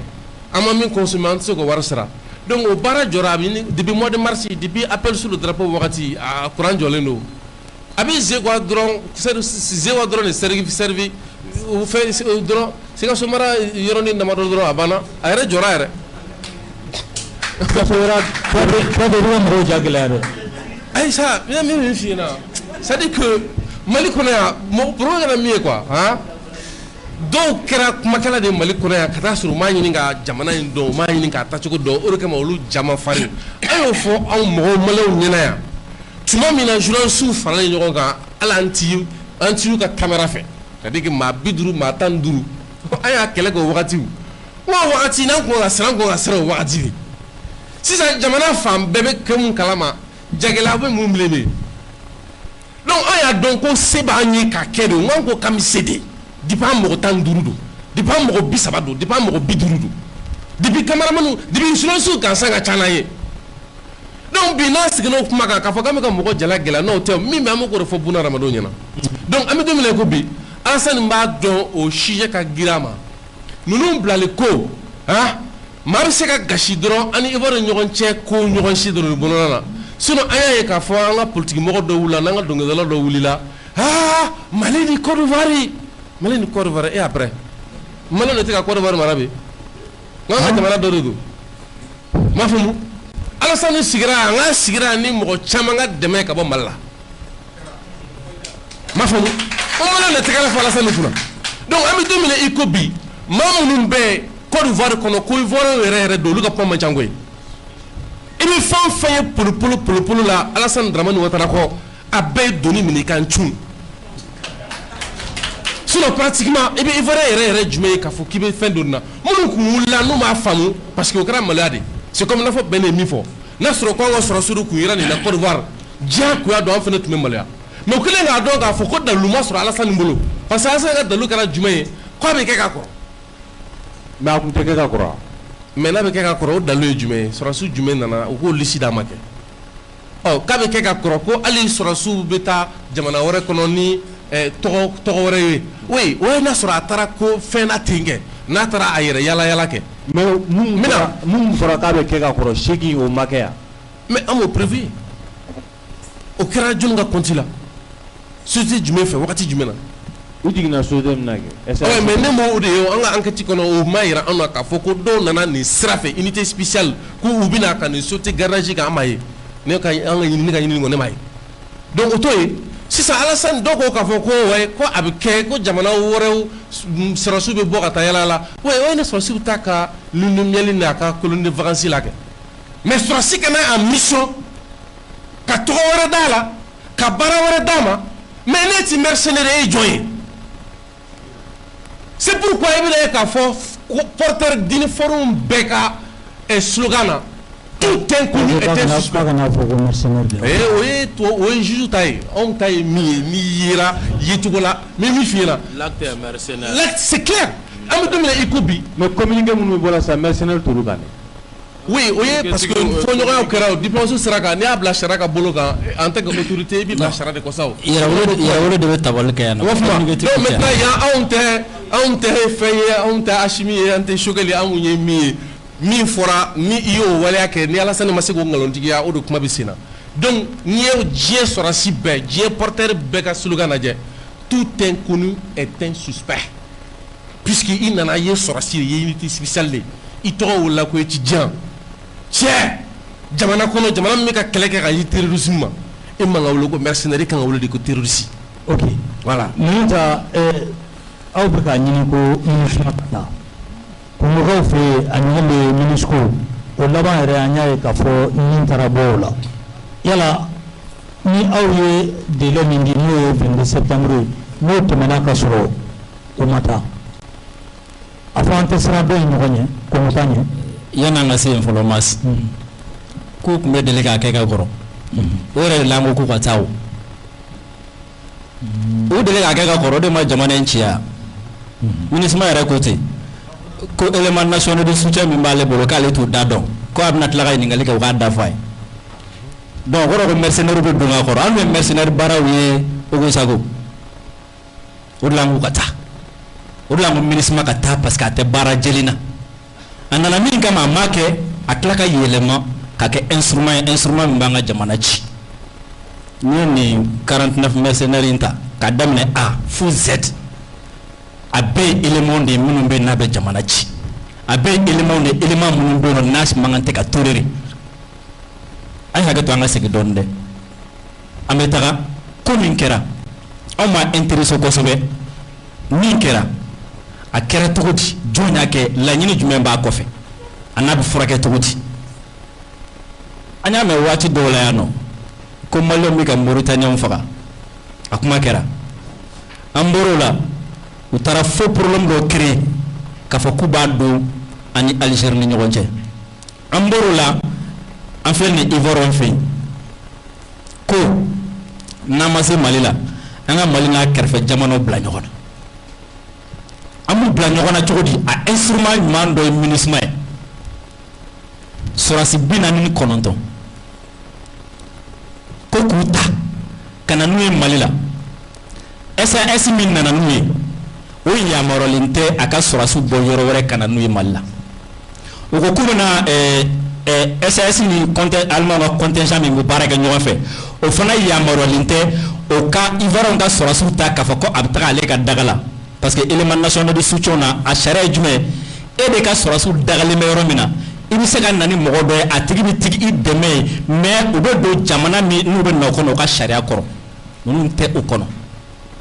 donc o ye sariya sɔsɔ dɔ ye min man kan tɛ ka bɛn donc kɔrɔ ko olu fana bɛ k'u sago kɛ an ka jamana kɔnɔna la donc kɔrɔ MINUSMA yɛrɛ ye jɛkulu min yɛrɛ don fɔlɔ mɔgɔ si ka contrôle t'a kan a b'a yɛrɛ ten mɔgɔ bɛ don tɔgɔ min ka d'a ye mɔgɔ bɛ bɔ tɔgɔ min ka di a ye donc o kama MINUSMA kan ka kɛlɛ o de la an bɛna bɔ sini ni bonnet bleu ye parce que casque bleu ma nafa ɲɛ bɛɛ b'a dɔn k'a fɔ ko Cabral ka fugula ye nafa ɲɛ an y'a bleu don k'a yira k'a fɔ ko MINUSMA min b'an fɛ nafa t'a la an bɛna gɛn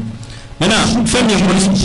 ye sini awɔ ni mɔgɔ mago b'a la Amidu bɛ yan fɛn min ye MONUSCO ta ye sira min tun bɛ Faransi la sira min tun bɛ impérialisme la o ye nin de situation min bɛ Mali la Maliyɛnw ye wulikajɔ min kɛ a kana kɛ effet de contention ye jamana tɔw kana Mali ladege jamana tɔw kana Mali ladege sur le plan souveraineté jamana tɔw kana Mali ladege sur le plan sɔrɔsi dunan minnu bɛ taga ka taga jamana ninnu déstabiliser parce que Mali ni Congo dɔrɔn tɛ o Faransi sɔrɔsi bɛ Niger o dɔw bɛ Tchad o dɔw bɛ Djibouti o dɔw bɛ fan wɛrɛw fɛ Mali filɛ ka min ta ka Faransi sɔrɔsiw tɛgɛrɛ sɛgɛrɛ farafinna jamana wɛrɛ kana ɲɔgɔn kɛ o de ye nin gɛlɛya in bɛ se anw ma pour que k'an don sansara kɔnɔna la maintenant an ye min ta anw taara lettre bila MINUSMA ka daga la yan'anw ta don cɛ Kongokaw wulila k'u jɔ et puis chose bizarre Kongo fana ye MINUSMA ka porte-parole kɛ parce que depuis olu y'an ladege depuis bi tɛ o fana donna kuma fɔ la c'est-à-dire anw ye premièrement force internationale minnu bɛ taga mɔgɔw ka jamana ka togoya min na n'u bɛ taga ni laɲini minnu anw y'a yira diɲɛ na farafinna caman y'a faamu minnu ja ka gɛlɛn olu bɛ ka wuli k'u jɔ k'u ta kɛlɛ kɛ filanan ye jumɛn Faransi yɛrɛ bɛ baara min na farafinna kɔnɔ an y'a yira diɲɛ na minnu ja ka gɛlɛn olu ye wulikajɔ daminɛ olu bɛ ka taga n'u ka baara mais différence min bɛ yen mun bɛ ka pour que k'i ka question jaabi Yɛrɛwolo debout sur le rempart nous sommes dans la révolution intelligente anw de ye Faransi lataga k'a sɔrɔ an bɛ manifestation kɛ CCRF kɔrɔ da la mɔgɔ ma maga biriki kelen na u tɛ min dɔn min b'an ni ɲɔgɔn cɛ révolution kɔnɔna la vision nocturne de b'an bolo k'i to dibi la k'i ye k'i sigiyɔrɔ ye k'i ka position dɔn yan sniper bɛ lawuli ka bɔ yen k'a sɔrɔ mɔgɔ kelen ma wuli ka bɔ a ka sunɔgɔ la an bɛ MINUSMA lataga i n'a fɔ an ye Faransi taga cogo min na k'a sɔrɔ hali mɔgɔ kelen ma wuli kelen janyana dɔɔni aw mɛn'o la dɛ ko Faransi kɛlɛ kun a ma diya dɛ 2 ans kun planifié après 22 ans Faransi kɛlɛ kɔnɔna la MINUSMA kun b'a kɔnɔ parce que an ye mun fɔ an ko ko MINUSMA ye Faransi de ni Faransi taara MINUSMA b'a su automatiquement Faransi taara MINUSMA ye mun fɔ ko olu yɛrɛ tɛ se k'u yɛrɛ sécuriser bilen ko Sadio ka ɲɛ olu ma o kɔrɔ k'u b'u sen don kan ko mɔgɔ minnu yɛrɛ bolo la formation tɛ olu la pour que ka se hali terroriste ninnu ka taa u kɛlɛ tɛ dɛ hali k'u kunbɛn o kɔrɔ k'u b'u sen don kan ko wa k'u bɛ yɔrɔ min na bi couverture aérienne t'u bolo ka se ka u yɛrɛ protéger o kɔrɔ k'u b'u sen don kan donc an b'u pousser u bɛ taga k'a sɔrɔ an ma bi Kongo ta ɲɔgɔn kɔnɔ et puis o tagali daminɛ o MINUSMA kɔnɔ bi ni mɔgɔ min bɛ MINUSMA dɔn taa ɲininkali k'a kɔnɔ ni marché bɛ ka di mɔgɔ ma bilen marché jɔlen don parce que o t'a dɔn u bɛna taa bi o t'a dɔn u bɛna taa sini o de la u wulila ko ka miliyari 19 di dɔ ma ka miliyari dɔ di dɔ ma ka miliyɔn dɔ di dɔ ma ko ka taga ji ni fɛn dɔw sen an ko a ye ko in yɛrɛ nɔgɔya yɛrɛ aw y'a nɔgɔya o kɔrɔ ye jumɛn wari bɛ aw bolo ka na jamana kan jamana min ni kɛlɛ bɛ yen ka aw ka n'u dɛmɛ o kɔrɔ ko moyen tun bɛ aw bolo k'u dɛmɛ mais aw tun bɛ k'a to de f'u caman ka sa fɔlɔ ka sɔrɔ k'a fɔ a bɛ fɛnnin dɔ kɛ olu fana bɔra kalama a ye taa ni aw ka wari MINUSMA ko olu mana ka na terrorisme kɛlɛ u ka journaliste minnu bɛ yen fo olu b'o kuma répéter sauf qu'ils ont oublié que olu mɔgɔ minnu bɛ ɲɔgɔn na Yɛrɛwolo kɔnɔ alhamdulilayi Sidiku bɛ yen Bɛnu bɛ yen n'i ye kuma kelen fɔ dɔrɔn kuma tan min bɔ a kɔnɔ o b'a dɔn MINUSMA ka mandat kɔnɔna na a sɛbɛnnen don noir sur blanc protection des civils. Donc MINUSMA ka mission dɔ jumɛn o ye ka civil protéger o MINUSMA kelen ka mandat kɔnɔna na a sɛbɛnnen b'a kɔnɔ noir sur blanc o bɛ se ka violence utiliser ni don min na ni jɛkulu dɔ ou ni mɔgɔ dɔ ko a b'u bali u ka mission na o b'a kɔnɔ ko ni ko bɛna MINUSMA bali ka civil protéger MINUSMA bɛ se ka violence utiliser o kɔrɔ ko ni terroriste nana k'a bɛ civil attaquer la MINUSMA est obligée par ce mandat d'intervenir. Ouais. Si la MINUSMA n'intervient pas, c'est par mauvaise foi. Au kɔrɔ ko u nana min yɛrɛ la u banga kɛ cɔ o kuma o kan ka to yen mun na bilen tun tɛ u la yan u kan ka taga di MINUSMA yɛlɛmana ka bɔ o la Masi i bɛ passoire kɔni dɔn batɛmɛsira MINUSMA yɛlɛmana ka kɛ batɛmɛsira ye i ni mɔgɔ min ka ɲɛmɔgɔ ɲininka ko e ka daga kɔnɔna la mɔgɔ dunan joli de bɛ yen a b'a fɔ i ma kalo kelen di an bɛna taa compter ka na da f'i ye o kɔrɔ k'a t'a da dɔn a t'u sigiyɔrɔ dɔn a t'u ka baara dɔn donc o kɔrɔ ko bɛɛ bɛ ton ka bɔ MINUSMA fɛ k'a sɔrɔ hali MINUSMA yɛrɛ t'a contrôler la. Ok bɛn an bɛ ɲininka i b'a ye k'a fɔ MINUSMA ka mandat renouvelé ni sisan cɛ a tɛ kalo 2 bɔ jamana ɲɛmɔgɔ fɛ mais bi aw bɛ bɔ ko MINUSMA ka taa dalilu jumɛn b'aw bolo a la n'olu t'o dɔn a la. Dalilu min bɛ anw bolo a la anw bolo dalilu kelen bɛ jamana ɲɛmaaw bolo. Ka kɛɲɛ ni mun ye u y'a renouvelé kan dɔ kan olu tun taara ka laɲini minnu don u ko recommandation minnu porté ka taga MINUSMA ka mandat kura ma bɛɛ ye gouvernement ka communiqué ye ko u ŋunama fa ka kɛɲɛ ni mandat kura in ye bɛɛ y'o ye nka il faut que mɔgɔw ka fɛn dɔ faamuya yɛrɛwolo ka kɔrɔ ni gouvernement ye quoi kosɛbɛ yɛrɛwolo y'a ka hakilina ninnu ta an ka conviction in b'an na an bɛ nin wulikajɔ ninnu na an tun t'a dɔn ko nin gouvernement in bɛ nalen nin gouvernement in ka position k'a fɔ k'i b'a ta tigitigi k'i b'a lié yɛrɛwolo ka position na les gens doivent faire extrêmement attention gouvernement n'a ka fɛɛrɛ yɛrɛwolo n'a ka fɛɛrɛ gouvernement n'a ka hakilina yɛrɛwolo n'a ka hakilina kari e bɛ nin kɛlɛ in na ne nan'i sɔrɔ a la nin kɛlɛ in ye Mali ka hɛrɛ sira ye n bɛ fari k'a la au niveau institutionnel ka kɛlɛ porter an ni gouvernement ye ɲɔgɔn sɔrɔ o la an bɛ ka jamana libération baara min kɛ an bɛ ɲɔgɔn bolo o la nka k'a fɔ ko an ka yeta bɛɛ an ka tɛmɛsira bɛɛ ye kelen mɔgɔw ka ɲi k'u janto o yɔrɔ la kosɛbɛ jamana kɔnɔ ni yɛrɛwolo bɛ kuma n'a ka faamu n'a ka wulikajɔ kun ye ka ɲɛsin gɛlɛya min bɛ jamana kɔnɔ il est important o ka dɔn an tɛ gouvernement sago fɔ la quoi yɛrɛwolo tɛ yen k'a fɔ ko yɛrɛwolo tɛ club de soutien ye quoi il faut que cela soit très clair yɛrɛwolo ye kulu de ye une organisation qui suit ses convictions n'a ni ye ɲɔgɔn sɔrɔ jamana libération ko min na walahi a b'o kɛ ɲɔgɔn fɛ maliden bɛɛ mɔgɔ ma bɔ mɔgɔ la an b'o kɛ ɲɔgɔn fɛ yɔrɔ min na ni yɛrɛwolo ma ɲɔgɔn sɔrɔ o conviction na yɛrɛwolo b'a f'i ɲɛna nin taasira in man ɲi ka da nin dalilu kan an ka nin sira in minɛ malidenw ka hɛrɛ bɛ nin na Mali ka hɛrɛ bɛ nin na wa e yɛrɛ ka hɛrɛ bɛ nin de la o de y'a to an ko u ko an n'u ye ɲɔgɔn ye an ni jamana ɲɛmaaw sigira ka kuma an ka laɲini ye min ye dɔw b'a ɲini k'u bɛ wulu kɔrɔbalen k'u tilen anw ka faamu na wulu ka bange a k'u jɛgɛnen ka kɔrɔbaya k'u jɛgɛnen ne ye maa min ko k'i b'o k'u tilen e wulu k'u bɔla don e wulu k'u tilenna tɛ anw ko Faransi de bɛ MINUSMA kɔfɛ u y'a initié ka projet monter ka taa u ma taa jamana kɔnɔ u ye dilanni kɛ yɔrɔ min u ma deli k'a kɛ u ka bɔ anw ka jamana kɔnɔ bi o nafa de ka bon an kan an ni jugu ka sigi ka ɲɔgɔn lajɛ mano a mano cogo di an b'an ka jamana kuma bɔ o nafa de ka bon ni MINUSMA ka nin jugu baara ye olu ka faamu kɛra mun ye an ni jamana dɔw bɛ ɲɔgɔn bolo olu bɛ MINUSMA kɔnɔ jamana 4 Baɲango MINUSMA jamana 84 na Mali ni jamana 4 de bɛ tigɛ di ɲɔgɔn ma la bi lakana bunakun ka ŋaniya jɛlenya la min b'o kɔnɔ a tɔ 80 bɛɛ ye Faransi sago ani Faransi tɛriw a tɔ 80 bɛɛ ni ko i b'o dilan ɲɛmɔgɔya bɛɛ bɛ Faransi bolo ni min tɛ Faransi bolo o bɛ Faransi sago dɔ bolo n'o tɛ Nigérien dɔ bolo o bɛ Ivoirien dɔ bolo Mauritanien dɔ bolo Béninois dɔ bolo Sénégalais dɔ bolo jamana minnu bɛ Faransi bolo o kama e b'i sigi ka mun jaabi ɲini o la e ni Faransi de bɛ guerre la le Mali est en guerre contre la France ni mɔgɔ ye dɔwɛrɛ ɲini e ma guerre faamu ni MINUSMA bɛ Faransi bɛ yan MINUSMA ye Faransi ka baarakɛminɛ ye o de la hali sisan Faransɛw b'a kɔnɔ an ka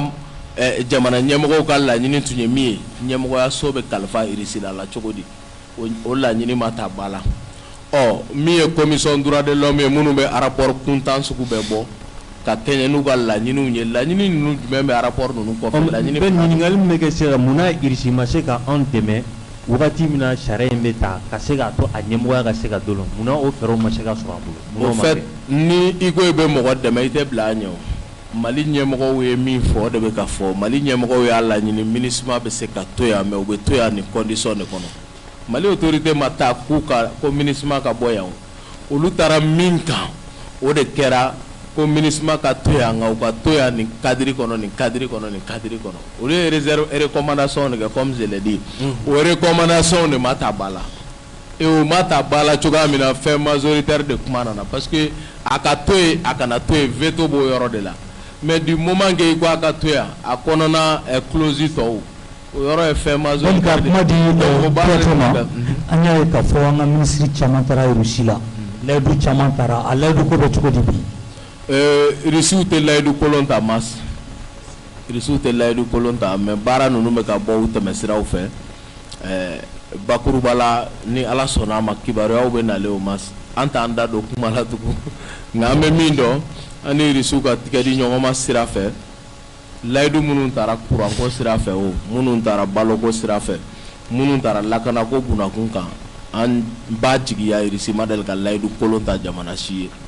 ni Russie la ni tigɛ dilen don ɲɔgɔn ma n'u k'u bɛ min kɛ olu b'o de kɛ Faransi de bɛ fin ka jɛ la diplomatie russe y a la sincérité diɲɛ bɛɛ b'o tari ko américain dɔ ye kunnafonidilaw wele k'a f'u ye ko e bɛ ka baara kɛ ni CIA hakilina de ye ko CIA de bɛ ka yɛrɛwolo financer jaabi jumɛn b'i bolo a la n y'o kibaruya ye ne yɛrɛ ko n ko tiɲɛ na i jugu kɛra sonsan ye cogo cogo i ka ɲi k'a fɔ k'a tulo fila ka jan dɛ o kɔni o kɛlen i ka ɲi k'o fɔ bɛn américain de y'a fɔ ko n y'a mɛn n ye américain in ka kuma mɛn ko a bɛ conseiller yɛrɛ la États-Unis ambassade kɔnɔ yan n ko ko nin ye kabako ye an delila k'a mɛn mɔgɔw b'a fɔ ko Asimi Goyita bɛ wari di an ma k'a sɔrɔ dɔrɔmɛ kelen ka haramuya ni Asimi ni ɲɔgɔn cɛ mɔgɔw b'a fɔ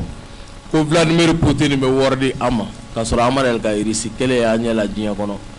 nka an y'o bɛɛ kɛ ko peut-être que an n'olu ka kunkilennaw bɛ sira kelen kan quoi n'i y'o fɔ o bɛ se ka kɛ mun ye ni tiɲɛ t'i bolo ka mɔgɔ kɛlɛ i bɛ nkalon de tigɛ k'i b'a tigi kɛlɛ quoi mais barika tɛ fɛn min na a tɔgɔ ko nkalon quoi ni nkalon ye bana ye fura kelen min b'a la o de ye tiɲɛ ye an bɛ tiɲɛ sira de kan maintenant mun ye dabalibanko ye Faransi ninnu ka Occident yɛrɛ ɲɛmɔgɔ ye États-Unis ni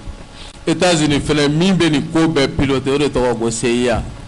an yɛrɛ bɛ ka système occidental min kɛlɛ an ka ɲɛnamaya bɛnnen don a ma k'a fɔ ko États-Unis de bɛ k'an financer sisan ne ko n ko kɔnɔni kelen tɛ denmisɛnnin fila ɲɛnajɛ dɛ sinon kɔnɔni bɛ to a la mas i bɛ Russiw bolo o ye bloc dɔ in ɲɛmɔgɔ ye i bɛ Américains bolo ne ko n ko bɛɛ ni ko nin kɛra sa dɛ. I bɛ hakilina ɲini mɔgɔ dɔw bolo olu bɛ hakilinaw d'i ma i ka ko taabolo la. K'a bɛ se ka kɛ k'a bɛ se ka kɛ. K'a bɛ se ka kɛ hakilina ɲini mɔgɔ dɔw bolo minnu bɛ hakilina d'i ma. Voilà u y'a ɲininka. K'i yɛrɛ t'a dɔn n'olu bɛ k'i yɛrɛ t'a dɔn k'a sɔrɔ olu bɛ se. Voilà yɔrɔ kɔni o ye kalabanciya kɔda ye parce que u y'a ɲininka de ko i ka dalu ye mun ye k'a fɔ ko bɛn ni Américains bɛ se ka kɛ ɲɔgɔn bolo. Ko mɔgɔ dɔw bɛ bɛn conseil ko peut-être bɛn yɛrɛ t'o kalama ladilikɛla bɛ bɛɛ bolo sa ko mɔgɔ dɔ bɛ bɛn ladi ko ye seya mɔgɔ ye ko peut-être ko bɛn yɛrɛ t'o kalama fa yɛrɛ b'a sɛbɛn ko peut-être ko bɛn yɛrɛ t'o kalama donc ne ko maa tɛ nin bɛɛ kɛ kuma ye fɛn k'a fɔ ten ko mɔgɔ bɛ sɛgɛn tile ka kalan coronavirus b'a kan n ko b'a la mɔgɔ bɛ sɛgɛn. an bɛ kuma di Kuyate ma n y'a ye Faransi ka fanga ye nali dɔ kɛ farafinna yan a waati kelen na Sergio Lavrov n'o ye Russiw ka affaire étrangère ale fana tun bɛ a si ma se Mali la munna Russie ministre ma se yan sabula an sigilen don n'a ye k'a fɔ ko a bɛ kun bɛ kosɛbɛ Maliyɛnw fɛ nka a ma na explication jumɛn bɛ se ka d'a la. Mas yanni k'o jaabi an bɛ dɔɔni fɔ MINUSMA ta la sabu Mas MINUSMA ye kumaw dɔ fɔ anw ɲɛna kɔsannin na a ɲɛmɔgɔw a ka bon hakili ma c'est vrai kuma minnu don i ka ɲinini kɔnɔna na i b'a ye i b'a dɔn mais u yɛrɛ ka sɔn ka jala gɛlɛya ka kuma fɔ o de y'a kabakoma yɔrɔ ye quoi parce que a yɛrɛ MINUSMA ɲɛmɔgɔ ko an ma ko MINUSMA ko force politique ni force diplomatique de don donc o nɔ kan ko an bɛ ka min ɲini MINUSMA bolo ko MINUSMA tɛ se ka kɛ parce que ko anw bɛ k'a fɔ ko bɛn kana jamana kɔnɔ mais ko MINUSMA bɛ fɛn min wele ko bɛn o ni an bɛ min wele ko bɛn k'a ka jan ɲɔgɔn na parce que ko an ka bɛn Ça, c'est la diminution de l'insécurité. Quand on a du bon job, quel est ban, jamana ka baski, jamana donga hereso. Mais comme ministre, allez me faire mi ko ben autoye. Comme ministre ka ben ko c'est très bien cadré. Olu ka ben ko kuma be taleke jumena. Loi électorale sur la wa. Élection datu sur la wa. Élection bekewa. Accord d'Alger va appliquer wa. Kolu ka ben yo de ka fra ou se ka jidi munuma ou se ka balo de munuma. Mais kui ba e ka fo olu fene se ko bara chike ni lakana mana. Mais olu ka bara ti lakana ni parce que kolu yere moko be ka lakana pour que ka se ka barake. Ko bara se ka ke fo terrorisme ga kele mais olu ka bara te terrorisme ga kele. Mais olu ka bara ko ni miye d'abord we fen chama fo o fen chama e ba e ka fo olu yere de binani oye pour que ka jamana ko dom la nyogona. O de kama lettre min cira ministre ma fara lettre kono ko aka rapport be ka bonne jate miye o jate abe kana ni jamana deun kun karle nyona abe kana ni shaku kumaye abe kana ni jamana deun ani jamana famo blale nyona. Donc en tout ko fo ministre ma comme ama donc a fo ministre est une fabrication de la France wakati kele anya ye ka fo ko Francica jamana kantigi be mi wole ka fo ko Emmanuel Macron et Emmanuel Macron awula abika tourner ke farafina jamana konnana aka tourner sen fa anana boni o chaque kumadi ka fo Mali kele chow bika fagalita ka nyeshin shia domo o de kama ka combiner ka B 2018 précisément le dimanche 23 décembre 2018 à Semena Kono la responsabilité du régime Ibeka dans le génocide de la France au Mali qui se passe sous son silence coupable depuis un moment. Le début du génocide de la France au Mali, aussi du centenaire de la fin de la Première Guerre mondiale, 11 novembre 1998 et 1918, 11 novembre 2018.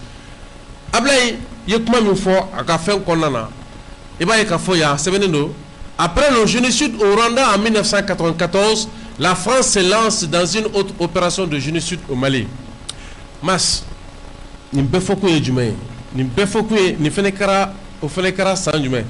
Nimbekara 2018, novembre 2018. Ninkuma Banda, Kafo, Minishuma, Namagé, Ni Francis Magé, Ouyeshila Samin Kolokolo, Rwanda, Outara, Yomninke Congo, parce que ministre des Nations Unies a unité mission ou be Tarasiga Congo Kabi dans les années 60. Kabi dans les années 60. C'est pourquoi Moro Keta Katonina nous sommes persuadés que ce qui sera mortel pour l'Afrique, donc pour nous tous, ce sera le développement de l'intervention étrangère. Or, nous savons qu'un peuple ne peut accepter d'être humilié, de se sentir chaque fois sous la domination de la puissance étrangère de notre peuple. C'est le cas aujourd'hui au Congo. Je dois vous dire personnellement que je suis inquiet non seulement pour le Congo, mais également pour les États voisins et plus tard pour nous tous. Moro Keta nous faut en soutien. Catastrophe bimassé. Auquel on fait sans Julie, sans Bidrou, Bi, Jamana Don, Farafina Jamana Don, le Floku, Jo, Kenadeka. Donc, en fait, Kobi, quand on fait mettre les Sergei Lavrov Kanalikola, bon, Mali connaît un feu à la Ninoratila. Mais Kabi, quel est la secoue Namadoma? Sergei Lavrov Kanaliko, Anya à Kumajo. Bon, maintenant, on a Seraminka, Jamana Tokona Farafina, nous tous Seradon. Bon, taron kunkelemina anana malikono. Tabarkala. Ambe kumadi jamama, mais yano che, ambe nyingali kelenke momenta ani benna. Yani no asro nyingali dobi bolo ke momenta na. Le momenta nyinga dro, premier masaule nya nyinga foko minisma ka faroka yoro be kasego yoro la kala ali minisma maso. Yara obeti minisma nya ci dewa. Est-ce que kakini et Nations Unies yere a ɲɛma dɔ bɔra anw fɛ yan nɔ n'a fɔ laɲini dɔw kɛra pour que MINUSMA bɛ se ka to anw fɛ yan nɔ baara dɔw bɛ yen n'olu b'o kɛ ɲɔgɔn fɛ o ma wusa n'u gɛnni ye bi wa sabula dɔw ka faamu na dɛ kɛlɛcɛ minnu b'an bolo k'a tɛ jamana labɔ o fana tɛ tiɲɛ ayiwa masa wele ko ni MINUSMA bɛ se ka far'u ka yɔrɔ dɔ la ko ka kɛlɛ kɛ k'u bɛ sɔn ka fisaya MINUSMA ko a tɛ far'u kan pire MINUSMA ko k'u bɛ ka terroristes faga cogo min na k'o tɛ faga cogo ɲuman ye k'u bɛ ka terroristes faga cogo min na k'o faga cogo man ɲi rapport kɔrɔ t'o ye wa o ye exaction ko kuma min fɔ a kɔrɔ t'o ye wa k'u ka terroristes faga cogo min na k'u faga cogo man ɲi karisa to y'a ye k'an dɛmɛ a ko k'a ti dɛmɛ a ko n'i ti dɛmɛ to i kɛrɛfɛ n kelen bɛ n ka baara kɛ i ye baara min kɛ a ko k'o fana man ɲi o tigi place ye jumɛn ye poubelle kɔnɔ i b'o bila ɲamanminɛn kɔnɔ n'i y'o dɔw bila ɲaman kɔnɔ i ka wulu bɛ sɔn k'a dun a b'a faga i t'o filiba de la maintenant pour que teliyala ka kuma dɔ bɛ yen nɔ k'olu fɔ c'est très important victoire signe bɛ yen sebagaya signe bɛ yen cɛkɔrɔba dɔ y'a fɔ ko ni basa yɛlɛla ka se fɔ yiri sanfɛla la ko a bɛ bin ou bien a bɛ jigin ni mɛnɛ i tɛ mɛn bilen a ye américain min ka kuma fɔ français ye mɔgɔ dɔ bila ka na ko ka na enquête k'an kan u ko ko Russie de bɛ k'an sara o français yɛrɛ ka bolo minnu bɛ kodɔn ka tɛmɛ diɲɛ bɛɛ kan u y'olu fana bila ka na o fana ko ayi k'olu américain de bɛ k'an sara donc la prochaine fois o ye jɔn ye ça veut dire que se laban min b'u ye u bɛ o étape la donc ça veut dire que o ye signe de victoire ye ka na anw bolo e ka bɔ kuma na fɛn min ye Russie ni monde occidental tɔ bɛ tourner min na d'abord Mali bɛ ka sira dɔw yira halisa a bɛna faamu ma faamu o ye ka bɔ complexe kɔnɔ ye quoi i m'a faamu wa anw ni Russie ni ɲɔgɔn cɛ bi marifa min bɛ san a tɛ ni an na a juru tɛ don an na an bɛ taa san ka wari la an taara bile min san a ma ni an na a juru ma don an na an taara san ka wari la wa n'an bɛ décision min ta an b'a ta de façon souveraine k'a sɔrɔ Russie ma tinti diyagoya an ka donni fɛ. Tabarikala an b'o dangan de la. An y'a ye Guinée Bissau an balo kuma ta k'a fɔ force anti putschiste ko bɛna sigi donc i bɛ mun sɔrɔ ka fɔ o la an ka kuma di jama ma. O de ye force de putsch ye o. Anti de da kan o. O force min bɛna sigi ka kɛlɛkɛminɛnw d'u ma ka wariba d'u ma k'u ka président lakana mas walayi o force de bɛ président minɛ u k'a kɛ k'u k'a teliya. O de ye président minɛ. U k'a kɛ k'u ka force teliya u k'a teliya dɔrɔn u k'a teliya k'o force sigi président nagakɔrɔ Mamari tun ye jumɛn ye Mamari Doumbouya tun ye jumɛn ye. Garikɔrɔ kun don. ATT tun ye jumɛn ye. Garikɔrɔ. Ayiwa baasi tɛ k'u k'a teliya u ka force in sigi k'u équiper yɛrɛ yɛrɛ quoi u ka minɛn d'u ma armée surasi wɛrɛw mana wuli u bɛ se k'olu kunbɛn donc n'u wulila jamana kɔnɔ mais mɔgɔ tɛ se k'olu yɛrɛ kunbɛn u kana baara kɛ ka jamanadenw sago kɛ dɛ u k'u sigi yen k'u bɛ surasi dɔw de dilan ka bila u nagakɔrɔ ko de b'a to k'u bɛ bali jamanadenw ka wulikajɔ ma olu bɛ yuruguyurugu la jamana mara ɲɛdɔn t'u la jamana kanu t'u la u tɛ hinɛ jamanadenw na ka force dɔ sigi ko de bɛ n'i bali coup d'état la wallahi o force de b'i sɛni minɛ hali bali kelen tɛ ci nin bɛ sɔn ka kɛ Afrique libération sira ye quoi ɲininkali kelen u ka teliya u ka nin force in sigi kosɛbɛ quoi u ka teliya ɲininkali kelen Jean-Pierre Lacroix bɔli min kɛra nɔ ni Mali autorité ni Nations Unies bɛnna fɔlɔ yala MINUSMA bɛ se ka to yan MINUSMA bɛ to yan ka baara jumɛn kɛ misali la o ye baara jumɛn MINUSMA ko k'u nana ko ka Mali dɛmɛ kun 3 u ka mandat kun 3 ko ka population civile lakana u bɛna don min 25 avril 2013 maa 5000 baɲango de fagara Mali kɔnɔ bi an bɛ k'an kunda 20,000 kan MINUSMA ko k'u nana ko ka Mali dɛmɛ Mali ka mara ka boli a ka dugukolo bɛɛ kan u bɛna don min 100 la 50 tɛ Mali ka mara kɔnɔ bi 80 tɛ Mali ka mara kɔnɔ u ko u na kun 3nan ko ye ko ka Mali dɛmɛ ko ka se ka bɛn ni keleya o bɛ jidi cogo min ani basigi bɛ na cogoya min na an ye mun ye MINUSMA kɛra EDM ne an ye courant don u yɛlɛmana ka kɛ SOMAZEB an ye ji di an ye ɲaman cɛ ministère de l'environnement o tɛmɛnen kɔfɛ an bɛ ni projet financer pour que ka jeunes former ministère de l'emploi et de la formation professionnelle o de kɛra ka baara ye k'u nana anw yɛrɛ min lakana anw jɔlen bɛ kɛnɛjalan kan olu dan bɛ cɛncɛn bɔrɔ kɔfɛ pire opération Mali ko a ɲɛma ka kuma la a ye mun fɔ a ko MINUSMA kana se ka kɛlɛ kɛ n'u k'u tɛ kɛlɛ kɛ n'olu ye yɔrɔ min minɛ ko effectif ko bɛ yen k'u ka na k'o yɔrɔ dɔrɔn lakana pour que olu ka continuer ka taa ɲɛfɛ u ma se k'o kɛ donc u ma poro ɲa u tɛ poro para poro ɲa min fana bɛ ka poro ka d'u ma o bɛ ka kulu la o bɛɛ kɔfɛ sisan ko Faransi yɛrɛ tagara ko fɔ Mali de ka engagement ta Nations Unies ɲɛkɔrɔ ko Mali de bɛ MINUSMA protéger le Mali a été obligé de prendre cet engagement pour le ministre sur la cannabis battant en enduro. Nous avons la cana, en Malien ou la cana. On a la cana, on demain, mais on allait, au lieu d'être une solution, aujourd'hui l'administration est devenu un problème et partout ailleurs, ça a été le même cas. Algérie présente. Algérie est présente. C'est un non-événement à ma Kouafomas. Moya Keka, Bézi Bakala. Algérie ni Algérie ni et en benanga chronogramme na ba été CDAO era kono CDAO ya acté ka ba bengeroka ko kalata o be ken barra e ko tugu ko ay élection telia o koro lu ka la ni aba fodoro c'est déjà pris en compte la ni wara men mubolo ko ka benin kele ya sabati mali be ka benin kele ya sabati nga mali ka iritimna donc lu be ka kuma mi fo ne ko mbolo c'est-à-dire Malais ont fait que sujet be débattre en ka bo sujet do kono pour que al kaira ko Algérie ma Mali kele ou ma kuma fo amesra minga ro yuda ma ko sira de la donc anga tana nga bare maintenant ka bo kuma la mas nanye ministre to anga jamana kono ali wakati mina ame kele la Ibrahim Boubacar Keita ka fanga contre la M5 RFP domina o ba mine ka ta andatuku ministre commission de droits de l'homme mo ou ye paix reçoit an mɔgɔ minɛna Sogel Moutaka Kaujim Imam Jara bɛɛ reçoira tous les détenus u ye weleli kɛ Badalabugu u ka kije filɛ ka diɲɛ fɛn bɛɛ kɛ ngo ne tɛ taa parce que nous sommes maliens avant tout an b'an ka gɛlɛya fiɲɛ bɔ Mali de kɔnɔ non n tɛ taa o mas ne tɛ taa aw de taa ne ka droit de l'homme fɔ aw tɛ ne ka droit ɲini n ye k'aw b'a di ne ma quoi a bɛɛ français a ɲɛmɔgɔ bɛɛ français olu be ka rapport bo ko rapport te feuille no fait wallahi u be fe ka tane Assimi Goïta nunu cour pénal international de la ministre bo bara de la anga jamana kono o de la ñini o flana mbu ka rapport nunu ko fe o de la we fem beke ko ka liberté tout bolo ko ka rapport nunu ke o rapport nunu ne bu bla ali ka embargo ke Mali ka ambe ka keleke mina ba munu soro ka se ka dankari jugula ko français san kono do ke Mali kono sera ka terroriste bi nan nin kono do de fa barka ni ka bila u yere ka sitika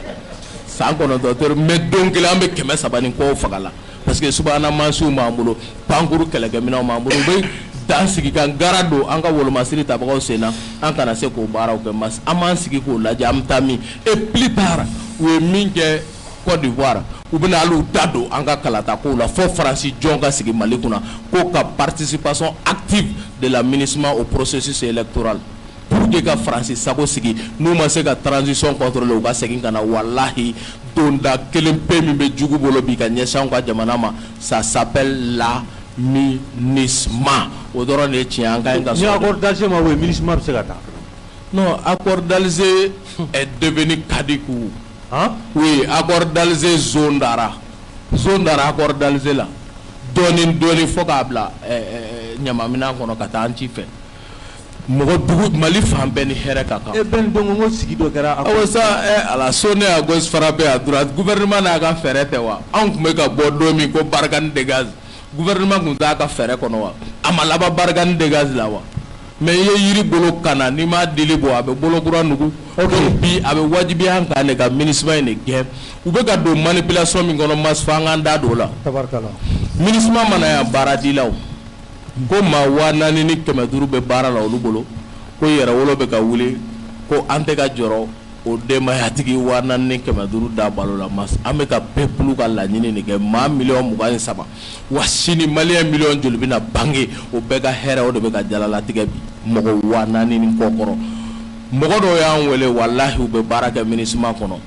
k'olu bɛ baara kɛ yanni MINUSMA cɛ u tun bɛ ka balo ko ni MINUSMA taara u bɛ baara wɛrɛ sɔrɔ u bɛ balo jamana in kɔnɔ ko mais lakana ko de ka ɲi ka taa ba la fɔlɔ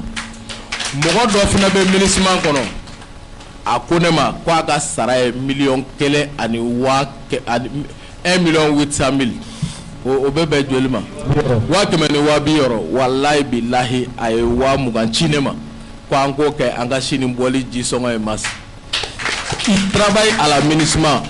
a responsable ba de do billahi 1,800,000 ko de y'a ka salaire ye ko an ka 20,000 minɛ ko nous sommes en train de libérer le Mali ko MINUSMA ɲɛmɔgɔ ni anw ye ɲɔgɔn ye a ko anw ma ko anw yɛrɛ bɛ ka olu dɛmɛ an kɛlen ka lettre d'u ma a ko mun a ko MINUSMA ka mandat la ko non seulement terrorisme kɛlɛ t'a la ko wa ko hali avion de chasse kelen t'u bolo kelen ko fila ko surasi minnu bɛna MINUSMA na n'o gɛlɛyaba b'u kan ko formation t'u la e bɛ taa mɔgɔ ta Cameroun terrorisme min ni gɛlɛya min bɛ Mali kɔnɔ o ɲɔgɔn tɛ yen ka n'o bila yanni u bɛ n'u former k'a fɔ k'u bɛ tila k'u adapter Mali conflit typologie la k'u b'o kɛlɛ kɛ ko gɛlɛya b'u kan ko gɛlɛya jumɛn fana b'u kan mɔgɔ minnu bɛ na ko a caman ye président bɛ siran surasi minnu ɲɛ k'u bɛna coup d'état k'u la dɛ k'u b'o de bila ka na e ma yɔrɔ Christian Kabore tun ye Dami b'a bila ka na Bamakɔ a ye san 2 kɛ a ma segin ka taa coup d'état kɛ o y'o misali kolo gɛlɛn a ye san 2 kɛ MINUSMA kɔnɔ a labanna ka taa coup d'état kɛ a ko tuguni ko mɔgɔ minnu n'u bɛ bila ka na yan ko surasi dɔw b'u la président ninnu b'olu de bila ka na ni mission ninnu na parce que ça paye bien 5 millions 6 millions par mois surasi ninnu bɛ sara o de la n'o kɛra ko i tɔ tora retraite ye san 2 san 3 na i ka retraite préparé ɔ wagati min na anw bɛ k'an ka guerre bayɔrɔ ɲini malidenw ka lafiya olu bɛ k'u pɔsi fa yɔrɔ u bɛ k'o de ɲini dusukundimi bɛ anw na aw ye tɛlɛkun furakɛli anw ka gɛlɛya fura b'aw bolo la MINUSMA est un faux médicament c'est pourquoi elle doit dégager et elle va dégager. Merci, voilà. Ahmed Madi Oustaz Sanogoma, Madi Oustaz Sanogoma, Madi Oustaz Sanogoma, Madi Oustaz Sanogoma, Madi Oustaz Sanogoma, Madi Oustaz Sanogoma, Madi Oustaz Sanogoma, Madi Oustaz Sanogoma.